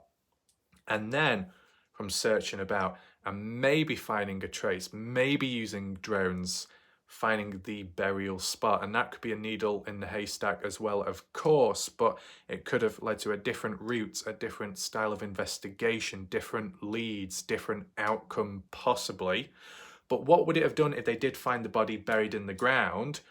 Well, it would definitely have highlighted foul play, of course, and then it might have been treated more seriously, or maybe it would have attracted the FBI more quickly. And then where would you go from there? At some point in between or after coming across the golf clubs at the site, well, then it could link a little bit better. Body disposed of here, clubs disposed of there. These are supposedly innocent, but they were disposed of nevertheless, and they weren't even of possession of the other party goes, so they had no right to get rid of these, but they did, right? And you'd only get rid of them as if either A, you own them and you have no need for them anymore, or two, you're not in ownership of them, but you want to get rid of them because you need to dispose of the evidence. Because if the golf clubs are in decent condition and they're worth some money, if they weren't yours and you saw it as opportunistic behaviour to get rid of them, likely you'd take them to a pawn shop or sell them on, providing it wasn't tied up within a case. Because if it was tied up within a case, you'd be less likely to sell them, more likely to just outright dispose of them so they're not traced back the same way. Because like if it was like a murder case with a weapon, okay, and you shot someone and then you decide to sell that gun to a pawn shop or something, and you had to enter in your details, depending and other things, register and the CCTV cameras and stuff like that. If somehow they were able to trace it back, the police, to a place like that somehow, with other things along the way, such as leads or breadcrumbs, right, it could incriminate you, such as your details given as to the time, date when you handed those items in, and being caught on CCTV camera as well. You could get in trouble. Even if it wasn't a part of a murder case and you just simply stole the items, went to a pawn shop, sold them on, it could still trace back to you as that burglary and theft in the first place, and you get in trouble. But if you just so happen to know someone outside of the selling situation and you just handed them over for safekeeping or to dispose of, might be less likely to be tracked, right? Now, let's say Caleb Newton. Was Caleb Newton aware that these golf clubs from the party ended up at his place of work? Was Caleb Newton like welcoming of those items being dumped at the scrapyard? I wonder, and who by? Because there are still questions there. But whilst I said that it probably wasn't Jack, because if it was Jack, he wouldn't have took Kaden with him there in the first place, right? If that's where you dispose of the stuff. Maybe Jack plays a role somehow. Maybe Jack didn't dispose of the clubs at the scrapyard, but he knows who did. So when Jack was there at the scrapyard, no, that still wouldn't make sense. Let me just reword that. Maybe Jack was unaware as to where they were disposed of originally. But then upon being at the scrapyard with Kaden and Kaden pointing them out, and then Jack realising, oh shit, they're the ones. And maybe Jack played it off like nothing. When Kaden said, hey, have you seen these? Jack could have been like, yeah, whatever. Played it down not to cause any suspicion or questioning. And as soon as they left, maybe Jack then reached out to whoever and said, hey, you know those golf clubs, what you disposed of, possible murder weapons, what you disposed of, I've just found them at the bloody scrapyard at my father's place of working. Why did you put them there? It just so happened that Kaden decided to come along and he found them. What are you going to do? And then either Jack then has to take it upon himself to move the clubs and move them elsewhere, or somebody else does, right? It's kind of like when you get those TV shows where one person has got a confession or got some incriminating evidence, they found it, and there's only one other person that knows about it, and then fast forward onwards, that key original evidence and material just suddenly disappears and vanishes. Who would be responsible for deleting it if majority of the population had no clue it existed in the first place, except for that one other person that was told about it or present at the time it was collected or found? You get what I'm saying?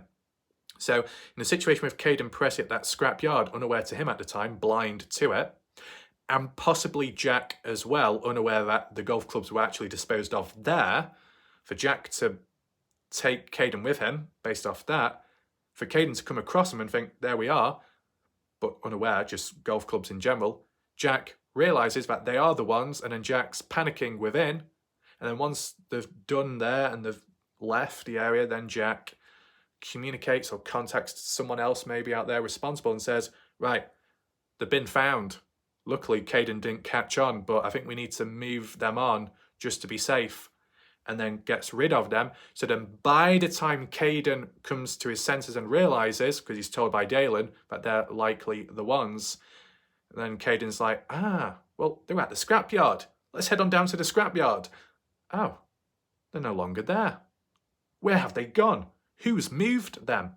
Who was the last person and the only person to be next to me and witness finding them in the first place? Jack. Is it Jack? Indirectly, directly. I'm just giving a scenario.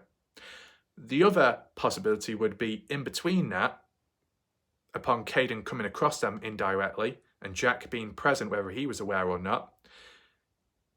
After that point, and that span of time from by the point of when Kaden was made aware that they were the ones, in between that scrap pile could have been moved on, or Caleb could have disposed of it himself naturally.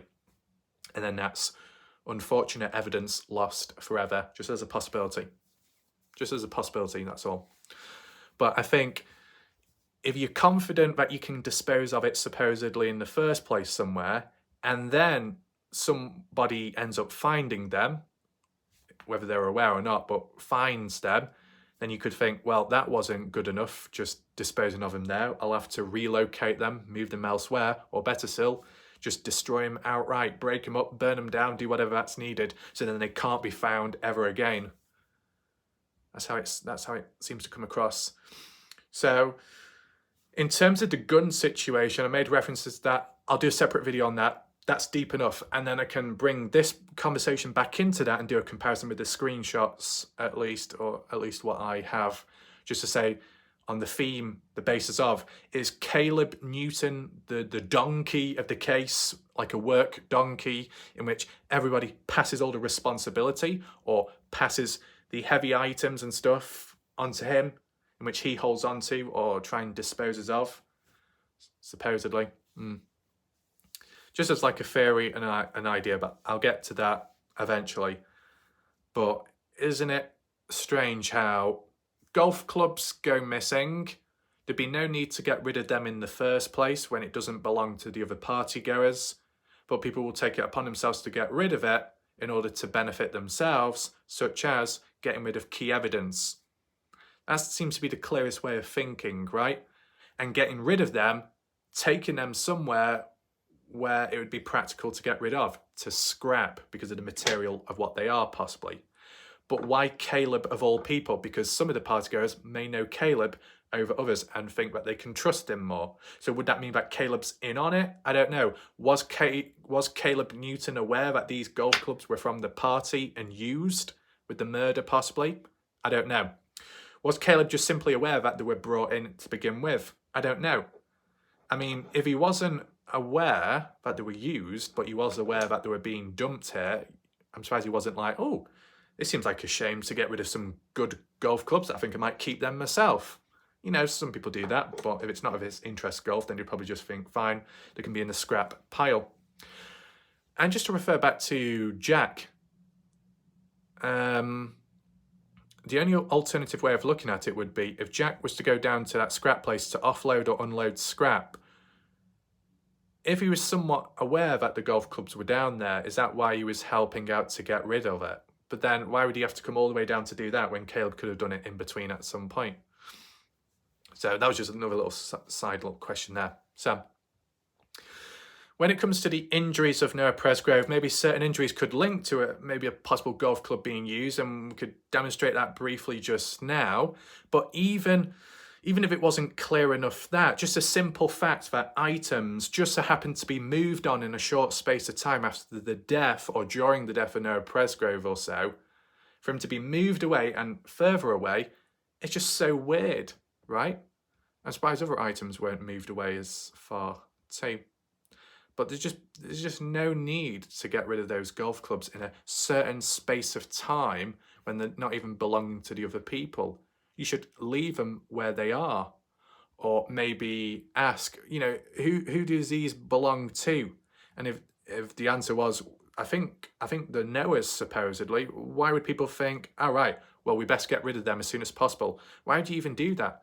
And even if it wasn't a key piece of evidence, why not just treat it as like a memory of Noah? These were once Noah's golf clubs, even though they weren't. But if partygoers weren't aware there were Dalen's, but there were Noah's because they saw Noah bring them, why dispose of personal items and possessions so quickly when it could remember you of your best friend or friend that you supposedly claim that you love and care about? Normally when a person dies, you don't just throw things out the window immediately and then dispose of it in the scrap. Normally you don't, not that quick. So was there a form of desperation to get rid of the clubs and to make sure they were as far away as possible so they wouldn't be questioned? In fact, if it wasn't for Kaden, we wouldn't be having this conversation right now. Makes you think, doesn't it? Let's just do this little quick recreation or scene of a possible attack and how the clubs could have been used. And I know it's taken some time, appreciate people's patience. Let's get into it right now. Here we are, just to do the demonstration briefly. This is just a placeholder, that's all it is. I just wanted to use a different scale to match the scale of the golf clubs in a way. Because if I used that Lego figure, it just wouldn't fit in the frame or shot. It'd be too small, really.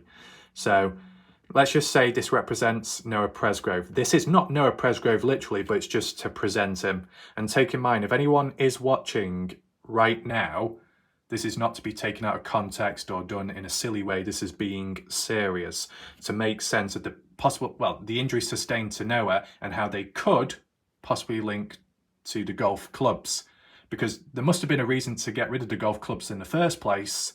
And if that was to dispose of evidence, then there's a chance it was part of one of the murder weapons, if not the murder weapons. Now, if anyone didn't know who this is, actually, this is just to do with Cyberpunk, the game. Was it Johnny Silverhands, Keanu Reeves? But let's just say it's Noah Presgrove. It seems a bit more realistic because of the hairstyle. It's kind of similar in a way. The sunglasses, obviously inaccurate because that's like rose tinted and Noah's were black and he didn't have stubble, but it's the closest thing I've got right now. And I know he's wearing trousers, but just imagine if he was wearing black shorts, okay? And imagine him not wearing a shirt either, but he did have a necklace, so those dog tags could be considered like a necklace in a way. Just use your imagination to make sense of it, okay? That's if I can get him to stand up first of all, because he's a bit wonky, this character, because the way his legs are. And let's just say the golf clubs came on in, okay? Just move that aside so I don't knock him over. Don't fall.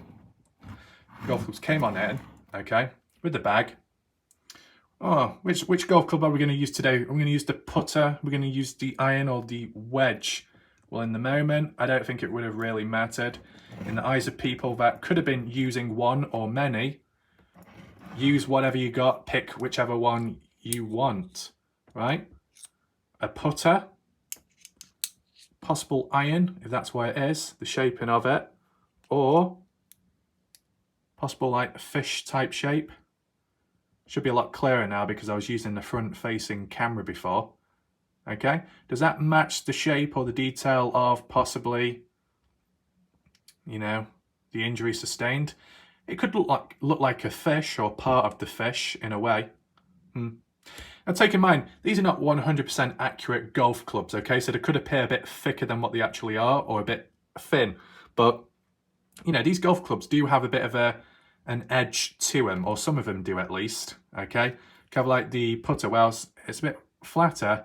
There's a bit of a curve to it. And I don't know if that actually applies in real life, but at least on this one, there's a bit of a curve. Not exactly sharp, but sharper or less of a surface area than the facing side of it. And the smaller the surface area, the more likely it could somehow penetrate or catch compared to a flat surface, which would just slap against whatever and cause more so internal damage without leaving an entrance wound, or sometimes at least. This one then, massive surface area, right? A lot more heavier. Even though this is a pen, this does actually feel a lot more heavier. It carries a lot more weight. So if you've got more of a weighted object, what does that mean? Well, it's going to require more energy to operate with, to swing. It's heavier, but the force generated and the power behind it will do a lot more damage to the person than if you had like a twig or a stick.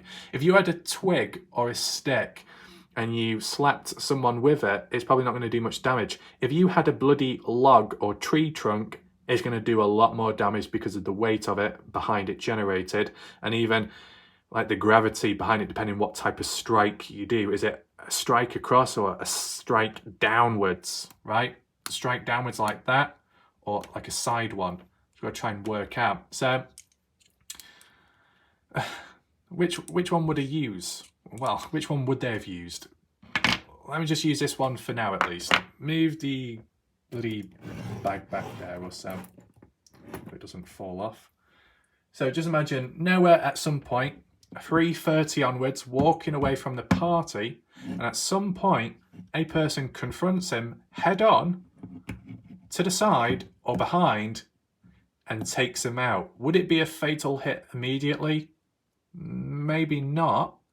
I mean, those other injuries like the broken ribs, damage to the vertebrae, broken neck, internally decapitated within, would that have all been caused by this one item or even by a couple of them? Personally, I don't know, because most people have said that the golf club could have been the cause for the damage on top of the head, at least one of the injuries sustained. But as for the other injuries, maybe not. But of course, if there are multiple people present, other people may have had different weapons with them, which could have caused different damage, different injuries. So maybe this could be limited, but let's just make sense of this specific, one of the specific moments. Was it used the beginning, initiation of the attack, or once he was already down and being hit? I wonder. Now, whether you're facing backwards or you face forwards, if you get swung in the face like that, that could knock you out, right? The tip of it makes contact with your jaw, could knock you out. The temple could knock you out. Back of the head renders you unconscious, and much more, right? Would any of the clubs do that with enough force? Yes. But obviously, well, what I think is, at least, the heavier the club, the more success in knocking someone out, especially this, the surface area, easy to hit the target, I guess, and enough power behind it to whack them. Could have been used, though, in the chest area like that to break any of the ribs. Hard enough, I wonder. Are golf clubs capable of chipping or breaking people's teeth? Absolutely. I mean, I've seen some failed compilation videos where a person's flat out on the grass and they've got one of those, what is it, golf putter things where, you know, the little white thing that sticks normally into the ground and you put the golf ball on top and then you hit it. Well, some people have done it where they've put the white thing in the mouth and then the person stood over them and then swung, and instead of actually hitting the ball, they've actually clipped the side of the person's face, right? Now, if you intentionally did that with enough force and power, and the tip of it, more so, made contact with the mouth area, open or closed, that could definitely break some teeth. As bad as that sounds, right? Golf club into the mouth area or side of the jaw, that contact could definitely knock out a few teeth or at least dislodge some. And whether that be like an uppercut, that could cause damage, which could cause teeth to break, get lodged into the mouth or the gum area, possibly, depending, lower or bottom teeth. And if it was the side, could just dislodge them anyway, break those teeth, chip them, right? So a golf club could cause that damage, but so could other items too. Even a hammer or a chisel could be used to break the teeth just like that. Any form of blunt force impact to the mouth area, as bad as it feels and seems, you know, if you just imagine it yourself, it really does happen, right? Even the handle, okay?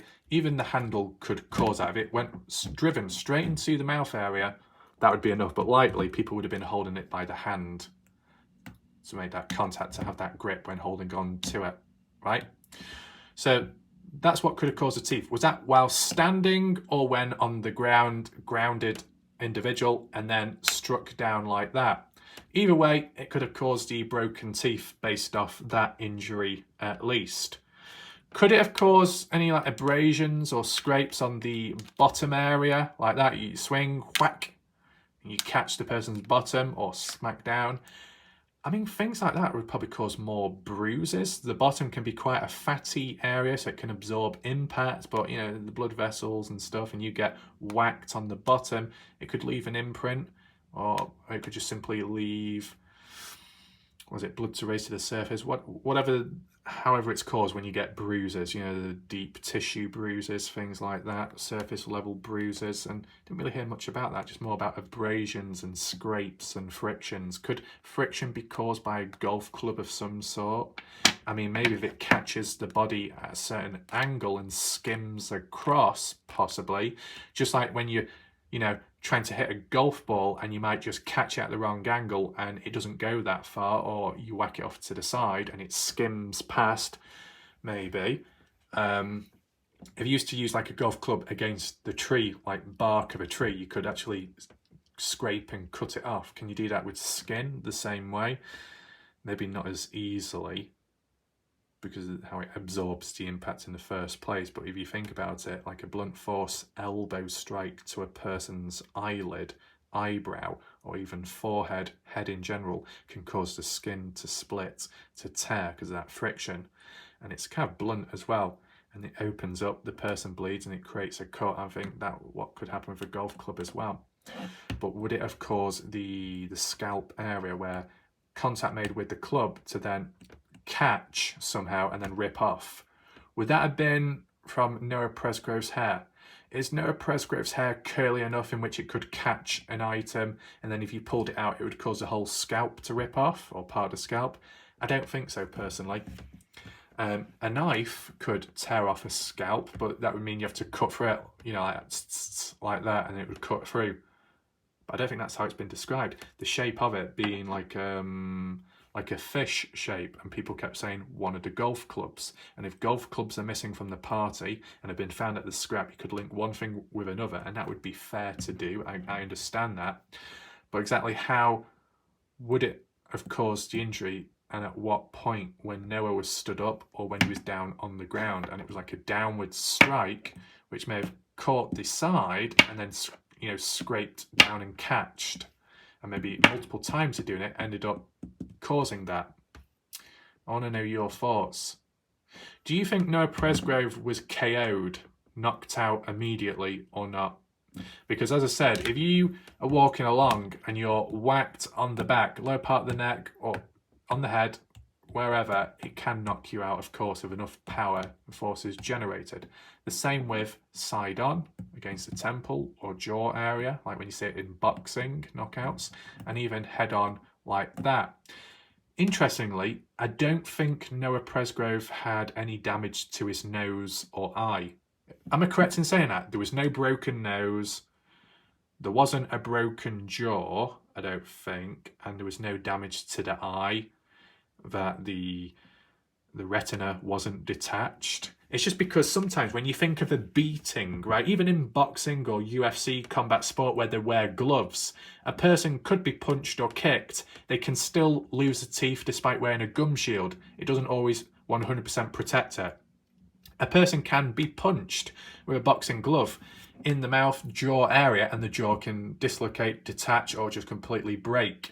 A person could be punched near or within the eye, which then causes inside the orbital bone to be broken or the retina to detach in certain circumstances, and that's in combat sport where it's a little bit more protected. So if there was some kind of fight or beat down, the fact that Noah Presgrove's eye, at least to what I can remember, his nose and jaw was okay, but other areas weren't, would make me think it was faced down, right? All the damage sustained more so towards the back of the head. So with the scalp as well, caved in as it was described, broken neck, broken vertebrae, supposedly broken back, if I'm correct in saying. If most of the damage was upper body, but most of the brutal stuff was behind, likely he would have been face down, or at least had his back facing the person, and then whacked, taken down, and then bashed on with a golf club, maybe. which could have caused the tearing of the scalp and possibly some of the fractures to the skull line, the hinge or whatever, cave it in to an extent. Would it have caused the neck to break? So if you used to line up there and strike down, would that have caused a broken neck?